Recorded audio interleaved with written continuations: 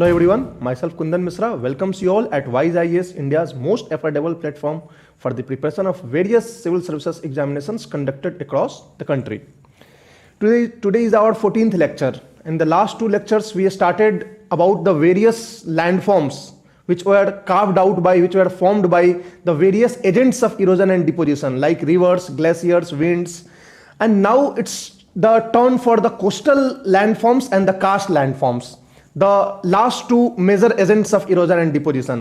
जैसा कि हमने देखा था कि सी वेव्स और अंडरग्राउंड वाटर भी मेजर एजेंट्स होते हैं लैंडफॉर्म इवोल्यूशन के, apart from the reverse, glaciers and winds, जो हमने लेक्चर नंबर 12 और लेक्चर नंबर 13 में कवर किया है. तो आज हम बात करेंगे कोस्टल लैंडफॉर्म्स की और कार्स्ट लैंडफॉर्म्स की. ये coastal landforms generally C coast के किनारे आपको मिलेंगे, या तो सी कोस्ट पे मिलेंगे या समुद्र के अंदर ऑफशोर, मतलब थोड़ी दूर पानी में जाके भी आपको मिलेंगे. वो ज्यादातर आपको डिपोजिशनल मिलेंगे, और जो आपके कोस्टल रीजन्स में मिलेंगे वो मोस्टली आपको इरोजनल मिलेंगे, जो सी वेव्स के द्वारा इरोड करके बनाए जाते हैं.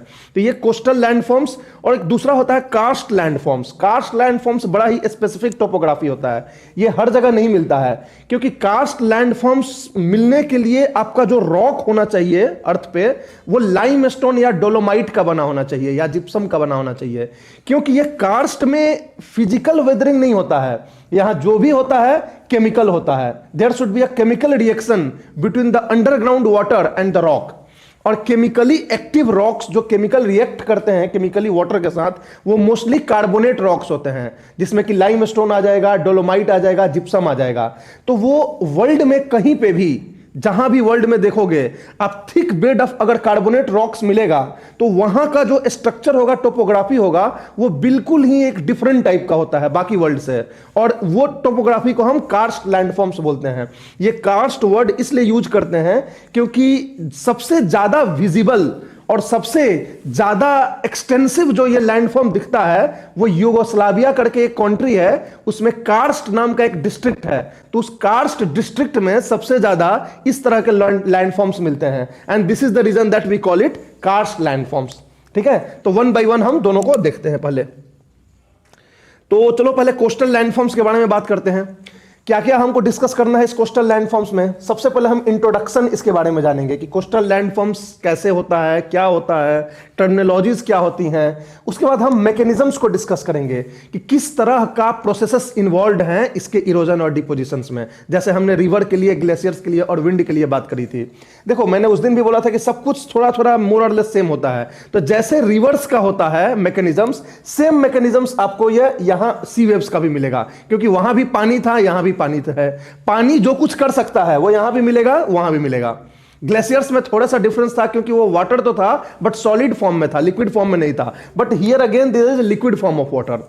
फिर हम कोस्टल इरोजनल लैंडफॉर्म्स करेंगे कि कोस्टल वेव्स की वजह से, सी वेव्स की वजह से इरोजन होने के बाद किस तरह के फीचर्स डेवलप होते हैं. They are collectively called coastal erosional landforms. उसके बाद हम कोस्टल डिपोजिशनल लैंडफॉर्म्स बोलेंगे कि कोस्ट के पास या कोस्ट के बाहर जो सी वेव्स की वजह से डिपोजिशन होता है तो उसको बोलते हैं कोस्टल डिपोजिशनल लैंडफॉर्म्स. तो ये सारा हमारा कंपोनेंट ऑफ द टॉपिक होगा कोस्टल लैंडफॉर्म्स के अंदर. अब नेक्स्ट हम बात करते हैं थोड़ा सा सी वेव्स के बारे में.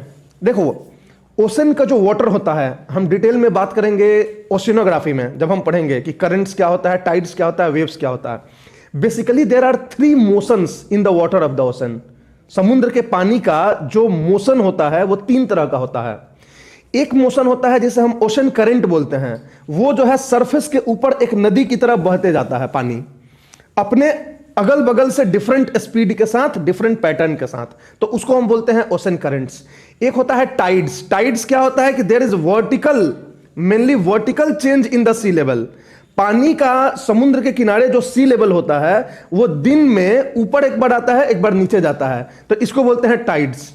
और इस वर्टिकल लिफ्टिंग और वर्टिकल अपलिफ्टमेंट और सबसिडेंस ऑफ लेवल की वजह से कोस्ट के किनारे भी पानी आता है. तो ये टाइड्स होता है. और तीसरा होता है वेव्स. वेव्स में क्या होता है कि हवा के चलते जो फ्रिक्शनल ड्रैग ओशन वाटर पे लगता है, तेज हवा लगातार अगर चल रही है तो जो ओशन का सरफेस है पानी का, उसके ऊपर जो है वो फ्रिक्शनल ड्रैग क्रिएट करेगी.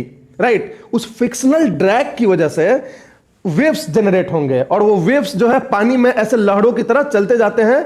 और वेव्स एक्चुअली क्या होता है, उसमें there is no any movement of water mass. हमें लगता है जैसे कि पानी दूर से हमारे तरफ आ रही है, एक्चुअल में वो वेव्स आ रहा है और वो जिधर से गुजर रहा है उसी जगह के पानी को उठा दे रहा है, फिर आगे जा रहा है तो उसके आगे वाला जो पानी है उसको उठा दे रहा है। तो waves actually are not transporting water from the deep sea to the coast, it's just moving the water columns up and down from where they are doing.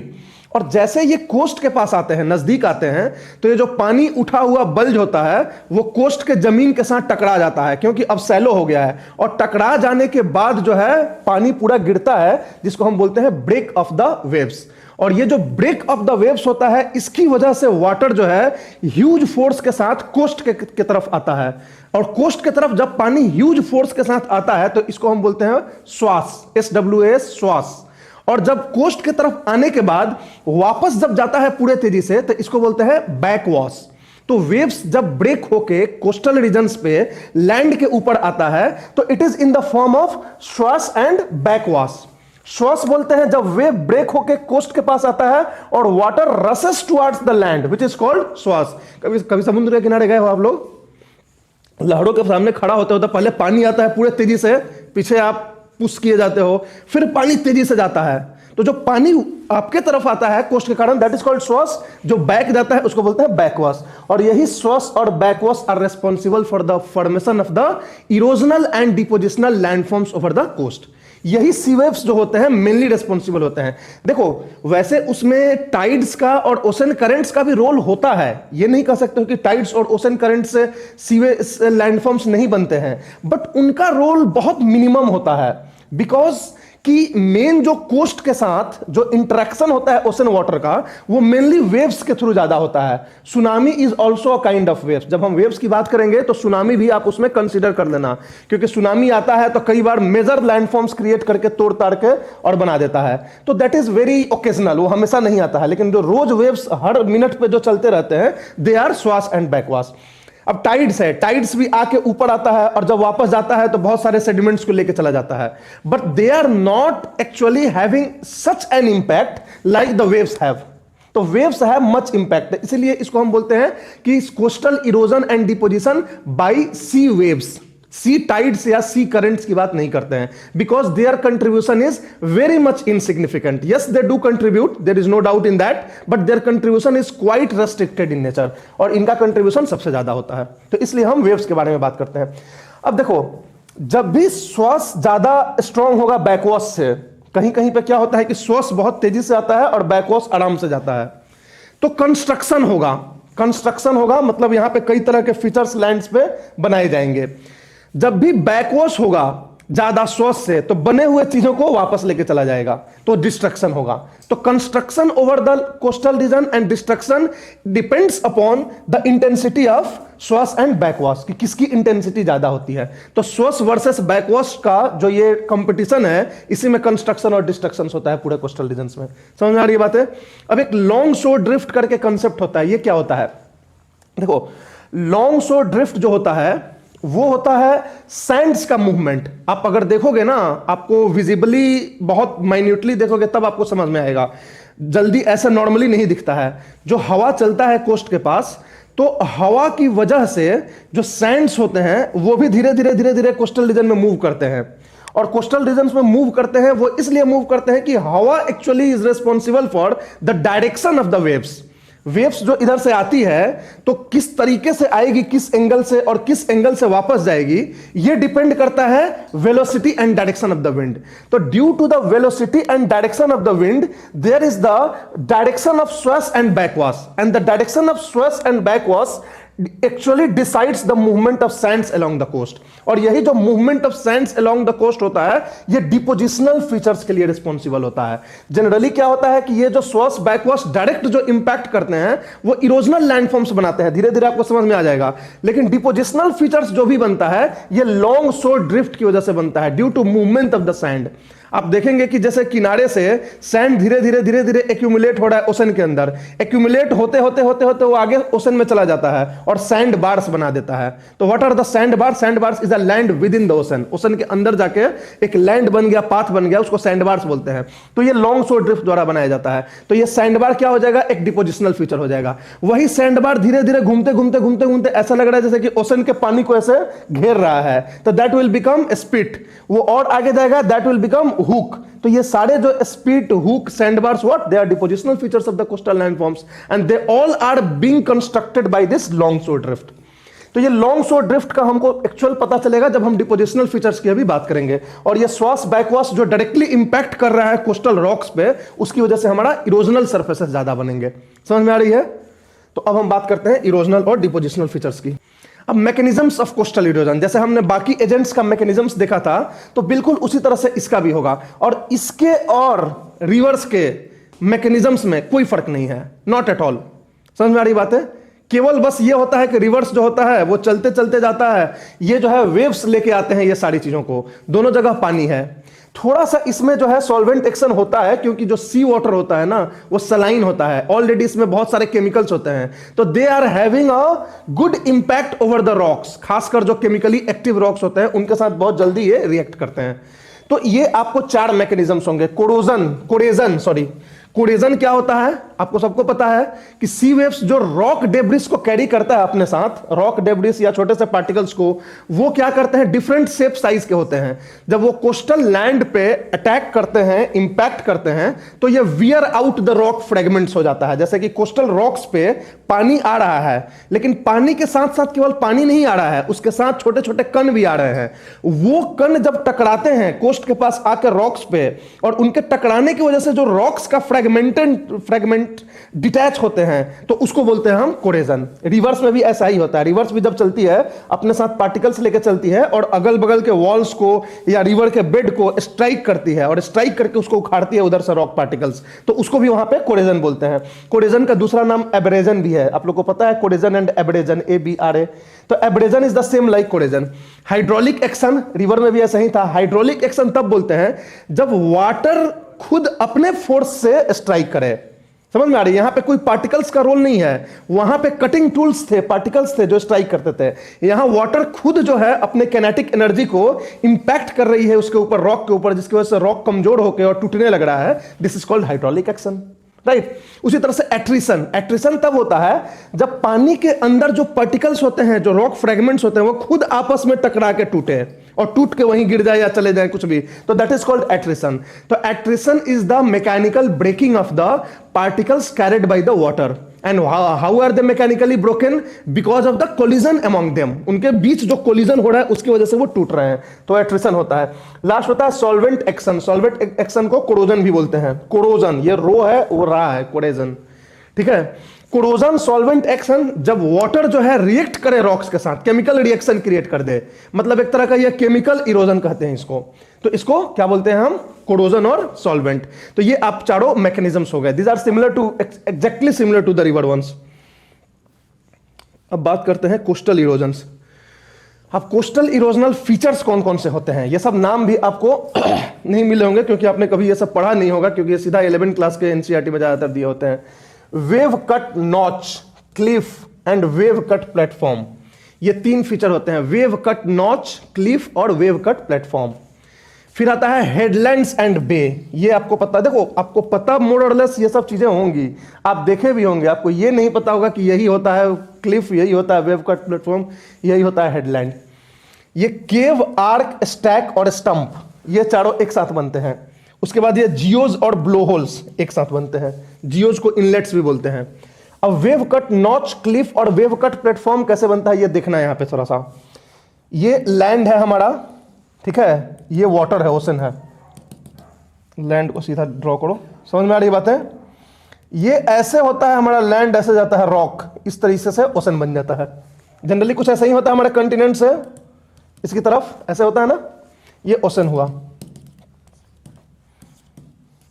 अब ओशंस क्या होता है? यहां पे वेव्स आते हैं, ऐसे आते हैं, ठीक। वेव्स आके क्या करेगा कि बार बार टकराएगा इस रॉक से। यहां से लैंड शुरू हो गया हमारा, इस रॉक से बार बार टकराएगा, वो बार बार टकराएगा, साथ में अपने सेडिमेंट्स लेके आएगा, उससे भी यहां पे अटैक करेगा। तो अटैक करेगा तो क्या होगा कि यहां एक डेंट सा बन जाएगा, ऐसे ये डेंट सा बन गया इसके अंदर, छोटा सा डेंट। तो ये जो डेंट बन गया इस रॉक में, इसको बोलते हैं नॉच। नॉच मींस डेंट, हल्का सा डेंट बना, ठीक है। फिर करेगा, ये हमेशा कर रहा है कंटिन्यूअसली, करने के बाद ये जो डेंट है ये थोड़ा सा बड़ा हो जाएगा।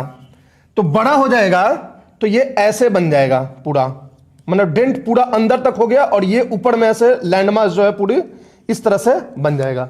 तो इसको बोलते हैं वेव कट नॉच। नॉच एक छोटा सा था, नॉच जब बड़ा हो गया तो इसको बोलते हैं वेव कट नॉच।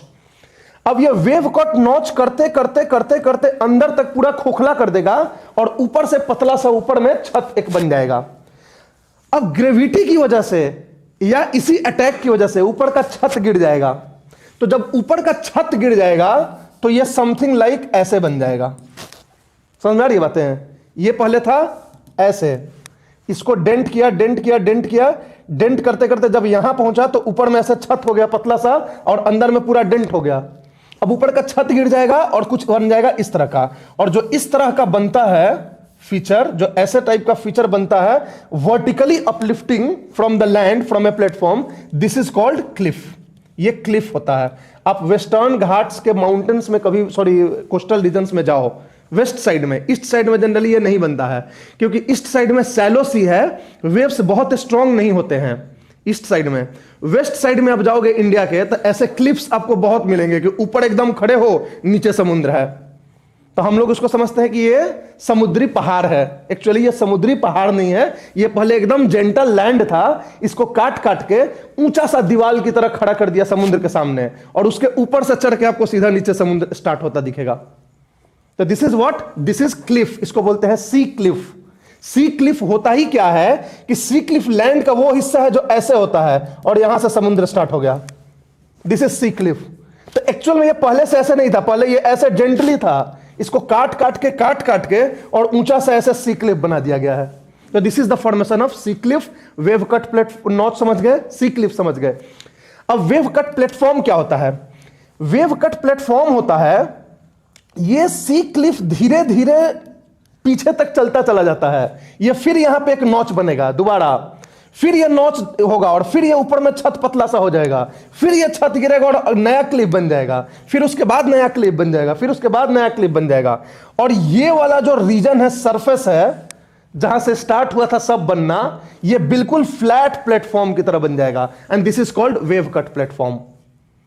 इसमें तुम जाओ, खड़े होगे, घुटने भर पानी होगा, पूरा देखोगे कि एकदम फ्लैट चल रहे हो इस पे। तो this is wave cut platform. Wave cut platform मतलब कि ये लैंड का हिस्सा है, इसके ऊपर पानी आ गया है। तो this is wave cut platform due to the recession of residing of the sea cliffs. Wave जो है धीरे धीरे नॉच बना रहा है, नॉच बनाने के बाद क्लिप बना रहा है, फिर नॉच बना रहा है क्लिप के अंदर, फिर नया क्लिप बना रहा है पीछे, फिर नया क्लिप बना रहा है पीछे, और ये अंदर से जो धकेलते जा रहा है क्लिप को और ये प्लेटफॉर्म बनते जा रहा है, hard flat surface. This is called wave cut platform. समझ में आ रही बात है? तो this is wave cut notch, Cliff and wave cut platform. तीन चीज फीचर्स होते हैं, इनका पिक्चर देख लो, समझ में आ जाएगा। ये देखो, ये पहले ये लैंड ऐसे था पूरा, ठीक है, इधर से ये डेंट बनाया, डेंट अंदर तक करते गया, पहले डेंट बनाया होगा तो ये क्लिप बना होगा, फिर दूसरी बार में ये क्लिप बना, तीसरी बार में ये क्लिप बना, ये सारे क्लिप बनते गए, पीछे की तरफ बनते गए, और ये जो लैंड है, ये लैंड जो है ये बन गया wave cut platform. This is a part of continent, this is not part of ocean. Continent पहले यहां तक था, यहां तक लैंड था, इसके पीछे जाते जाते जा रहा और ये वेव कट प्लेटफॉर्म बनते चला गया। तो this is what, wave cut platform. तो वेव कट नॉच, क्लिफ और वेव कट प्लेटफॉर्म ये एक साथ बनते हैं। समझ में आ रही है बातें? हेडलैंड एंड बे।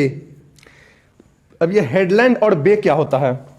ये छोटा सा दिखा है बट ये मैसिव स्केल पे होता है कि लैंड कई बार देखोगे ना पूरे वर्ल्ड मैप पे कि समुद्र के अंदर तक गया हुआ है और पानी जो है लैंड के अंदर तक आया हुआ है। हमारे इंडिया को देख लो, इंडिया में अगर देखोगे तो नीचे ऐसे इंडिया है, ठीक है, इस तरीके से है, इस तरीके से है, और समुद्र जो है इधर इधर अरेबियन हो गया, इधर बे ऑफ बंगाल हो गया। एक्चुअल में इसको बे ऑफ बंगाल क्यों बोलते हैं? क्योंकि ये एक तरह का बे है और इंडिया का जो ये पेनिनसुला है एक तरह का हेडलैंड है। तो इस तरह से वर्ल्ड में कई जगह पे बड़े बड़े बेज बने हुए हैं, बेज, खाड़ी जिसको बोलते हैं, खाड़ी, bay of Bengal, bay of Biscay, पूरे वर्ल्ड में। तो इस तरह के बेज बने हुए हैं, और जो लैंड बाहर आया हुआ है इसको बोलते हैं हेडलैंड। तो ये लार्जर स्केल पे हो गया। ये छोटे छोटे स्केल्स पे भी होते हैं। बेस जब छोटा सा होता है तो गल्फ बोलते हैं, जैसे बहुत जगह gulf of Khambhat, gulf of ये देख रहे हो आप, गल्फ ऑफ कच्छ, तो उसमें क्या देख रहे हो कि अंदर पानी गया हुआ है और दोनों साइड से लैंड बाहर निकला हुआ है। तो लैंड समुद्र की तरफ बाहर निकला हुआ और पानी अंदर गया, इस तरह के फीचर्स कैसे बनते हैं? This kind of features are called headlands and bay. और इनके स्केल छोटा होगा तो वो गल्फ कहलाएगा, बड़ा होगा तो बे कहलाएगा, उससे भी बड़ा होगा तो बाइट कहलाएगा। बाइट क्या होता है? ऑस्ट्रेलिया देखे हो आपने? ऑस्ट्रेलिया में जो ऐसे बना हुआ है नीचे का ऑस्ट्रेलिया का पार्ट, ऑस्ट्रेलिया कुछ ऐसा है ना, सॉरी, ऑस्ट्रेलिया कुछ ऐसा बना हुआ है ना, ये तो ये अंदर जो वाटर चला गया है दिस इज कॉल्ड बाइट, और ये बाहर जो लैंड्स हो गए हैं दिस इज कॉल्ड हेडलैंड। तो ये बे, बाइट, गल्फ ये कैसे बनते हैं, ये चीज आपको समझना है। ये एक्चुअली बनता कैसे है? तो ये बनता है जब डिफरेंट टाइप का रॉक्स कोस्ट के किनारे होंगे लैंड के। अब डिफरेंट टाइप का रॉक्स देखो, सपोज मान लो कि ये हो गया हमारा ओशन, ये ओशन हो गया, ठीक है, ये हमारा कोस्ट हो गया, कोस्टल रीजन हो गया, ये पूरा हमारा लैंड हो गया, सपोज मान लो जमीन हो गई हमारी, ठीक है। अब सपोज ये हमारा जो लिथोस्फीयर है वो डिफरेंट डिफरेंट टाइप के रॉक से बन जाए ऐसे, ये हो गया hard rocks, hard granite rock से बने होंगे, ये हो गया कोई सॉफ्ट रॉक्स, सॉफ्ट सैंडस्टोन से बने होंगे ये लोग, ये फिर से हार्ड रॉक्स हो गया, फिर से ये सॉफ्ट रॉक्स हो गया, फिर से हार्ड रॉक हो गया, फिर से सॉफ्ट रॉक हो गया। अब ये पूरे एरिया को सी वेव्स जो है तोड़ने की कोशिश कर रही है। हार्ड वाले को नहीं तोड़ पाएगी, कम तोड़ पाएगी, तोड़ेगी मतलब इसको कम करेगी, और ये सॉफ्ट वाले को अंदर तक जो है तोड़ देगी, अंदर तक उसको धकेल देगी। जैसे ये क्लिफ नॉच बन के अंदर तक आ रहा था ना, बन रहा था ना अंदर से तक इरोड होके, तो ये सारा फोर्स जो है सब पे लग रहा है, बट ये हार्ड वाले remain projected into the ocean, this soft वाले अंदर चले गए, मतलब वाटर इधर घुस गई, इधर नहीं घुसी, इधर नहीं घुसी, फिर इधर घुस गई, और कैसा लैंडफॉर्म्स बन जाएगा हमारा, कुछ इस तरह का बन जाएगा। दिस इज द हार्ड वाला पार्ट, दिस इज सॉफ्ट वाला जहां समुद्र चला गया, दिस इज हार्ड वाला पार्ट जो बाहर लैंड में आ गया, दिस इज सॉफ्ट वाला पार्ट जो समुद्र चला गया, दिस इज हार्ड वाला पार्ट। अब देखो ये ऐसे ही बना हुआ है ना, यहां का जो लैंड है, यहां के जो नीचे इसके रॉक्स हैं जमीन के अंदर, वो हार्ड थे, वो नहीं इरोड हो पाए इससे, और यहां का जो लैंड था जमीन के अंदर वो सॉफ्ट था, तो इरोड करके पानी अंदर चली गई, फिर यहां का सॉफ्ट था तो चली गई, ये बाहर इस तरह से प्रोजेक्टेड हो गया क्योंकि ये हार्ड था। तो this headland and bay is formed due to arrangement of bed rocks in a sequence of hard and soft rocks. Hard और सॉफ्ट रॉक्स के सीक्वेंस में अगर लैंड बना होगा वहां पे, तो उसकी वजह से अगर दो सब सेम होंगे तब वहां बे और हेडलैंड नहीं बनेगा, तो नॉर्मल जिस तरह से बाकी जगह पे होता है वैसा ही बनेगा। लेकिन अगर ये हार्ड और सॉफ्ट कहीं का अरेंजमेंट मिल गया तो वहां हेडलैंड और बे बन जाएगा। तो इसलिए हेडलैंड बे हर जगह नहीं बनते हैं, कहीं कहीं पे बनते हैं जहां इस तरह का कंडीशन होता है, हार्ड रॉक्स और सॉफ्ट रॉक्स का कॉम्बिनेशन होता है। समझ में आ रही है बातें? तो दिस इज हेडलैंड एंड बे। अब हम बात करते हैं केव आर्क, स्टैक एंड स्टंप। ये केव आर्क, स्टैक और स्टंप जो होते हैं वो कोस्टल इरोजनल फीचर्स होते हैं। वो कैसे बनते हैं ये देखना।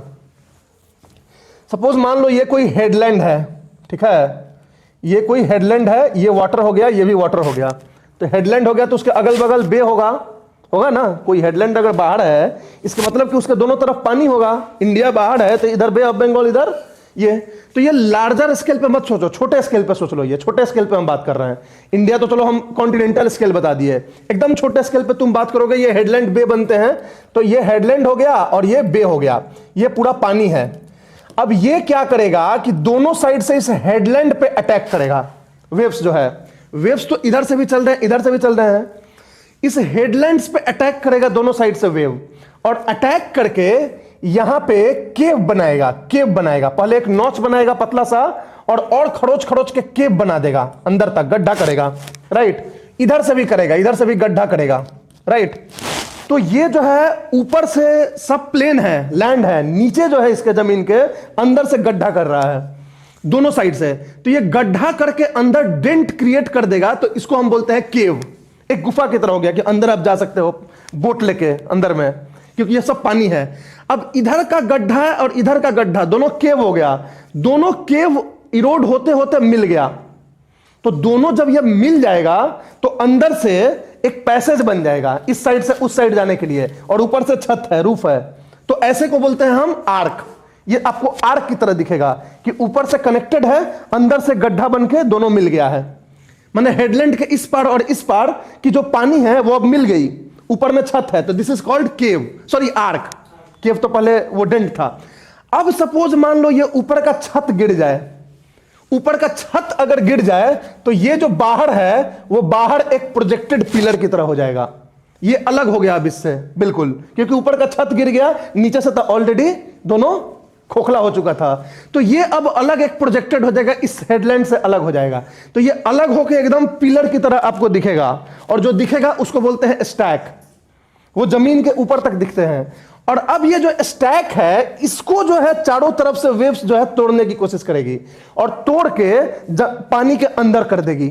मतलब ऊपर से तोड़ते तोड़ते तोड़ते जो ऊपर प्रोजेक्टेड है वो धीरे धीरे धीरे धीरे धीरे धीरे काटेगा, टम्बल डाउन हो जाएगा, और ये छोटा हो जाएगा तो बन जाएगा स्टंप। तो stump is a vertical rock which surface is submerged under the water। और जब ये ऊपर तक था, ऊंचा था, तो वो स्टैक था, और स्टैक से स्टंप बन गया। अब ये पिक्चर से देख लो, आपको और समझ में आ जाएगा। ये देखो, ये पहले क्रैक बन रहा है।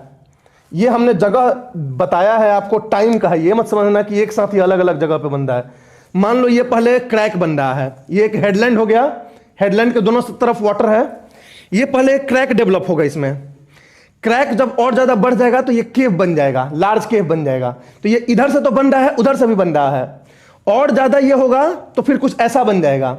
समझ रहे हो, मैंने ये दिखाया है अलग अलग जगह पे, एक्चुअली में ये अलग अलग टाइम है। पहले ये बनेगा, फिर ऐसा बनेगा, फिर ऐसा बनेगा।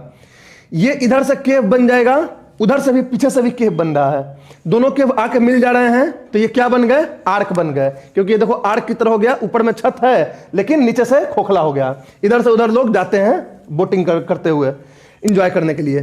फिर ये ऊपर का छत जब गिर जाएगा तो ये आइसोलेटेड ऐसे पिलर बन जाएगा। समझ में आ रही है? तो आइसोलेटेड पिलर बन जाएगा तो ये क्या कहलाएगा, स्टैक कहलाएगा। और ये स्टैक जो है अब धीरे धीरे इसको ना इस पे काट काट के वेव्स जो है सब तरीके से, और इस स्टैक को काट के और इस तरह का बना देगी, जिसको बोलेंगे स्टंप। अब ये जो स्टंप होगा, जब हाई वाटर टाइड में सी लेवल बढ़ेगा तो ये अंदर चला जाएगा पानी के। अब जब लो वाटर टाइड में सी लेवल नीचे जाएगा तो ये ऊपर आ जाएगा।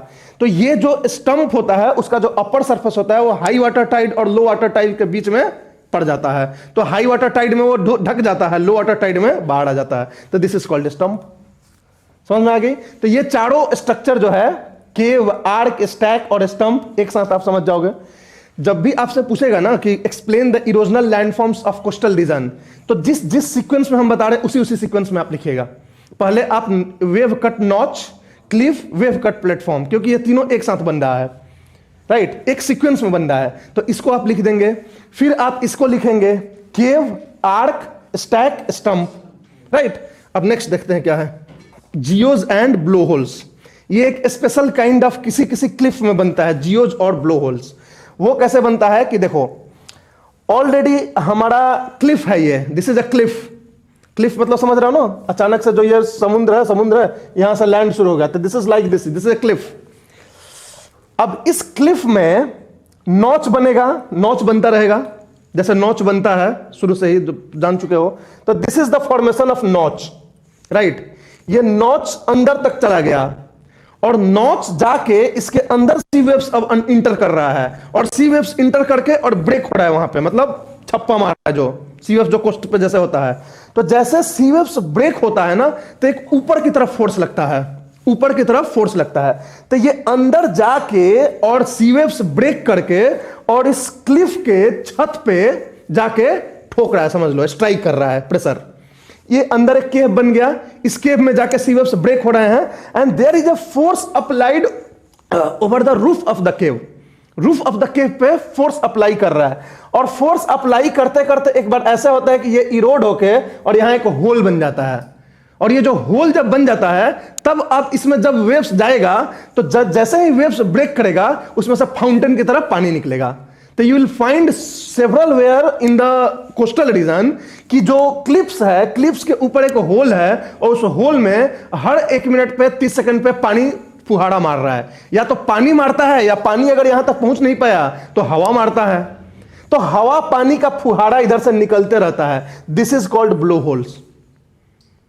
और ये आवाज करता है, तो आवाज करता है तो ब्लो बोलते हैं उसको कि दिस इज ब्लोइंग, मतलब this is producing the sound इस होल से। तो इससे नाम रखा गया है इसको ब्लो होल्स।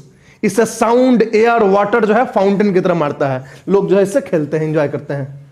समझ में आ रही बात है? तो दिस इज ब्लो होल्स। अब ये ब्लो होल्स काटते काटते काटते काटते ये पूरा जो सरफेस गिर जाए, सपोज गिर जाए, तो गिर जाएगा तो कुछ इस तरह का बन जाएगा। अब ये ब्लो होल्स था पहले, यहां पे इससे पानी मारता था, ऊपर ये रूफ था, केवल ये एक छेद था, केवल ये एक होल था। अब ये होल धीरे धीरे ब्रॉड होता है, ब्रॉड होता है, कंटिन्यूअस वही प्रोसेस चल रहा है। तो उससे ये होल ब्रॉड होते होते होते होते ये पूरा इतने दूर का छत को कोलैप्स कर देता है। और कोलैप्स कर देने की वजह से ये एक दरार टाइप का अंदर में बन जाता है, 2 क्लिफ। ये जो क्लिफ एक था, अब ऐसा लगेगा कि 2 क्लिफ बना हुआ है और अंदर में जाके एक दरार बन गया। तो दिस इज कॉल्ड जियोज। जियोज और इनलेट्स, नाम इसको बोलते हैं GEOS, जियोज या इनलेट्स। तो ब्लो होल्स और इनलेट्स जो बनते हैं वो इस प्रोसेस के थ्रू बनते हैं। समझ में आ रही है बात है? सी वेव्स ही बना रहे हैं इनको भी, राइट? तो दिस इज कॉल्ड जियोज और इनलेट्स। रूफ कोलैप्स कर जाता है तो एक नैरो इनलेट बन जाता है और इसको बोलते हैं जियोज और इनलेट्स। कई बार ये अंदर तक जाते जाते उस पार आप चले जाते हो। अगर उस पार जो है लैंड, अगर लैंड है इधर, सपोज मान लो ऐसे है कि ये सी क्लिफ जो है इधर से हेडलैंड के फॉर्म में बना हुआ है, तो आप इस पार से उस पार भी जाते हो, ठीक? तो ये हो जाता है आपका, और ये लैंड में अंदर तक चलता चला जाएगा। तो ये पूरा हमारा कोस्टल इरोजनल फीचर्स था। कोस्टल इरोजनल फीचर्स में आपको इतने ही देखने हैं। क्या क्या देख लिया आपने? शुरू से बताओ। वेव कट नॉच, क्लिफ और वेव कट प्लेटफॉर्म, ये एक साथ देख लिए। उसके बाद क्या देखे? केव, आर्क, स्टैक, स्टंप। उसके पहले हेडलैंड एंड बे होता है, क्योंकि ये जो केव, आर्क, स्टैक और स्टंप बनता है वो हेडलैंड में ही बनता है। तो आप पहले हेडलैंड, बे बताओगे, फिर ये बताओगे, क्योंकि आप पहले इसको बताओगे तो आपको बोलना पड़ेगा ना कि there is a formation of headland. तो आएगा कि भाई हेडलैंड क्या है, तो first you will explain the headland and bay, and then you say कि हेडलैंड के अंदर ऐसे केव, आर्क, स्टैक, स्टंप बनता है। एंड बाद में फिर ये जियोज एंड इनलेट्स की बात करोगे, जियोज और ब्लोहोल्स की बात करोगे कि ब्लोहोल्स बनता है और ब्लोहोल्स का जो ऊपर का रूफ कोलैप्स करके एक नैरो पैसेज बन जाता है, उसको हम इनलेट बोलते हैं या जियोज बोलते हैं। जियोज और इनलेट एक ही होता है। तो ये सारे इरोजनल फीचर्स थे। अब डिपोजिशनल फीचर्स की बात करते हैं। डिपोजिशनल फीचर्स में डिपोजिशन से जो बन रहा है, जो मेजर डिपोजिशनल फीचर्स बनते हैं वो बोलते हैं beaches, sandbars, spits and hooks. Sandbars, spits and hooks एक साथ बनते हैं। Lagoons, banks and offshore sandbars और टोम्बोलो। टोम्बोलो को इनफैक्ट यहीं पे कर दो, टोम्बोलो। ये भी जो है कई बार जो है थोड़ा अलग होता है, बट यहीं पे हम इसको टोम्बोलो की भी बात कर लेंगे। ये भी एक तरह से सैंडबार से ही बनता है। तो टोम्बोलो, सैंडबार, स्पीट्स, हुक्स और tombolo, lagoons, banks and offshore sandbars, ये सब हमारे डिपोजिशन से बनते हैं। डिपोजिशन किसके थ्रू होता है? Long shore drift. Long shore drift, जो लॉन्ग शोर ड्रिफ्ट मैंने बताया था कि movement of sand under the influence of erosion and under the influence of swash and backwash which is driven by the wind. जो swash और backwash का जो angle होता है ना, वो विंड डिसाइड करता है कि किस एंगल से जाएगा, और उधर से जाएगा उसी अकॉर्डिंग वो बालू को बहा के ले जाएगा, और उसी के थ्रू डिफरेंट डिफरेंट फीचर्स बनेंगे। तो अब ये सब सैंड बार्स, स्पिट्स, हुक्स में आपको समझ में आ जाएगा कि ये जो हम एंगल की बात कर रहे हैं इसका क्या मतलब हुआ। तो पहले तो बीचेस देख लो क्या होता है। Beaches is nothing, something that की वेव्स आ रहे हैं, डिपोजिट कर रहे हैं और फिर खुद भी लेके जा रहे हैं। तो बीचेस एक टेम्पोररी फीचर होता है, परमानेंट नहीं होता है। वो बनता है, बिगड़ता है, बनता है, बिगड़ता है। वेव्स उसको बनाते भी हैं, उसको खुद लेके जाते भी हैं। तो ये एक कंटिन्यूअस प्रोसेस होता है। इसलिए बीच के जो सैंड होते हैं ना, वो रिन्यू होते रहते हैं। एक सैंड आया, वो वहां पे इकट्ठा हुआ, उसके बाद वहां से अगला वेव आता है, सैंड को पहले वाले को लेके चला जाता है। तो इस तरह से वहां पे continuous renewal of the sand over the beaches. आप कहीं भी जाओगे ना समुद्र पे, तो ये हर जगह नहीं बनता है, वो ज्यादातर वहां बनता है जहां सैलो सी है, ठीक? तो सैलो सी है तो वहां इकट्ठा ज्यादा होता है। अब यही आप जहां पे डीप सी होगा वहां नहीं देखोगे। वेस्टर्न कोस्टल रीजन्स में आपको जल्दी बीचेस नहीं दिखेगा, जितने भी बीचेस मोस्टली दिखते हैं ईस्टर्न में ज्यादा दिखते हैं। वहां भी दिखेंगे, गोवा में बीच हैं, ठीक है, बट वहां बीचेस नैरो होते हैं। लेकिन जो वेस्ट ईस्टर्न कोस्टल प्लेन से मरीना बीच में चले जाओ, आंध्र प्रदेश के बीच में चले जाओ, उड़ीसा के बीच में चले जाओ, वहां पूरा ब्रॉड ब्रॉड बीचेज होंगे। तो ये हम इंडियन कोस्टल प्लेन्स में डिटेल में बात करेंगे कि क्यों यहां ब्रॉड होता है, क्यों वहां नैरो होता है। बट इधर जान लो कि beaches are the accumulation of sands created by the waves and they are created and destroyed continuously, so they are not permanent features, they are renewed properly, right. तो ये बीचेज हो जाते हैं। अब बीचेज के बाद हम मेन बात करेंगे हमने सैंड बार्स और इन सब चीजों के। बीचेज हो गए, अब sand bars, spit and hook की बात करते हैं। अब देखना, आपको पता है ये बे, ये हेडलैंड ऐसे हो गया, ठीक है, ये बे हो गया, ये बे हो गया, ये हेडलैंड हो गया, ठीक। अब इस हेडलैंड के पास से, हेडलैंड के पास से इधर से विंड चल रही है, विंड चल रही है, तो इधर से सारे फोर्स लगेगा स्वर्स बैकवर्स का, और धीरे धीरे से बालू जो है ये इकट्ठा करते करते करते करते समुद्र में ये इकट्ठा करने की कोशिश करेंगे, समुद्र में इकट्ठा करने की कोशिश करेंगे, और यहां पे एक सैंड बार्स बनने लगेगा due to accumulation of sand. ये सैंड एक्यूमुलेट करते करते ऐसा लगेगा कि ये लैंड का पार्ट हो गया, एक पतला सा एकदम सैंड का बार जो है जिसपे कि आप चल सकते हो और चल के बीच में, समुद्र के बीच में जा सकते हो। तो this is called sand bars. What this is called? Sand bars. This sand bar is a connected elongated accumulation of sand from the headland. अब ये जो होगा, सपोज मान लो पहले इधर से चल रहा था विंड, विंड की डायरेक्शन थोड़ी सी चेंज हो गई, तो ये जो सैंड बार्स इधर जा रहे थे उसकी भी डायरेक्शन इधर चेंज हो जाएगी, ऐसे चेंज हो जाएगा इसका डायरेक्शन, विंड के डायरेक्शन के चेंज होने की वजह से। तो जब इसका डायरेक्शन चेंज हो जाए तो इसको बोलते हैं स्पिट, इसको बोलते हैं spit. This is called sand bar. When they are changing this is called spit. See, spit is also a kind of sand bar. Spit ऐसा नहीं होता है कि सैंड बार से अलग है, कोई भी सैंड जो एक्यूमुलेटेड होता है ओशन में, they all can be called sand bars. समझ में आ रही बातें हैं? तो लेकिन स्पिट तब बोलते हैं जब एक नॉर्मल सैंड बार जो है एक मूवमेंट होता है उसकी, और सपोज मान लो अब वेलोसिटी जो होती है ऐसे होने लगी विंड की, तो अब जो वेव्स यहां आएंगे वो इधर से आने लगेंगे, तो अब सैंड एक्यूमुलेशन ऐसे होने लगेगा, इस तरह से अपोजिट डायरेक्शन में। जो इधर जा रहा था ये अपोजिट डायरेक्शन में हो जा रहा है, तो ये एक शेप बनाता है। ये शेप को क्या बोलते हैं? हुक। तो दिस इज कॉल्ड हुक। तो starting from sand bars becomes spit, and due to the movement of opposite winds, reversal of the in the direction of the winds, this spit turned into hook. So this is called hook. अब कभी कभी यहां भी एक headland है मान लो, कभी कभी ये हुक जो है आते आते आते आते इस हेडलैंड में मिल गया पूरी तरह से, तो ये बीच का जो रीजन है इसको बोलते हैं लैगून्स। ये अब क्या होगा? कट जाएगा ओपन ओशन से, और ये जब ओपन ओशन से कट जाएगा तो ये धीरे धीरे सेडिमेंटेशन, इधर से भी इसमें सेडिमेंट्स होंगे, इधर से भी सेडिमेंट्स होंगे, और ये जो गड्ढा था वो धीरे धीरे धीरे धीरे छिछला हो जाएगा, एंड दिस बिकम लैगून्स। तो lagoons are shallow water, shallow sea water that have formed due to the deposition from all sides, and they are generally cut off from the high seas, main sea. ये बाहर का जो समुद्र है इससे ये cut जाते हैं due to the sand bars, और इधर लैगून्स बन जाते हैं। अब हमारे बहुत सारे लैगून्स आपको दिखेंगे, आपको आंध्रा कोस्ट में लैगून्स बने हुए हैं, जो कोलेरू लेक है, ये सारी लेक्स जो है, पुलिकट लेक है सॉरी, उसके बाद आपको केरला में दिखेंगे जो कायल है, वेम्बनाद लेक है, they all are lagoons found by the long shore drift. तो ये लैगून्स बन जाते हैं हमारे। समझ में आ रही है बातें? तो सैंडबार, स्पिट, हुक और लैगून समझ में आ गया। अब देखो टोम्बोलो क्या होता है। अब मान लो कि ये हेडलैंड है, यहां से स्टार्ट हुआ एक्यूमुलेशन, सैंडबार बनना, यहां पे एक टापू है बीचों बीच ओशन में, कोई आइलैंड है, ये सैंडबार बनते बनते इस आइलैंड तक पहुंच जाए, और इस मेनलैंड से इस आइलैंड को एक सैंडबार जोड़ दे, तो this is called tombolo. Tombolo is that sandbar which connect a mainland and island. तो this is called what? Tombolo. तो ये समझ गए, सैंडबार, स्पिट कब बोलेंगे, हुक कब बोलेंगे, टोम्बोलो कब बोलेंगे। ये सब लॉन्ग शोर ड्रिफ्ट की वजह से हो रहे हैं। समझ में आ रही बात है? और ये किधर जाएगा ये सैंड बार डिपेंड करता है कि विंड किस डायरेक्शन में चल रहा है। क्योंकि देखो ये ओपन ओशन में है, इधर से विंड चलेगी तो वेव्स इधर से आएंगे, इधर से विंड चलेगी तो वेव्स इधर से आएंगे, पीछे से विंड चलेगी तो वो आगे बढ़ाते चले जाएंगे, आगे से विंड आएगी तो उसको नीचे और ज्यादा इरोड करते चले जाएंगे। तो इट डिपेंड्स अपॉन कि ये विंड किधर से चल रही है, उसी डायरेक्शन में ये सैंड बार बनते चला जाता है। तो अगर विंड किसी कारण से चल रही है हमेशा आइलैंड की तरफ, या सैंड बार आइलैंड की तरफ चलते चले जाएंगे और टोम्बोलो बना देंगे। Tombolo is what? Is a kind of connecting link between the mainland and island, और ये सैंड बार्स के बने होते हैं। समझ में आ रही बात है?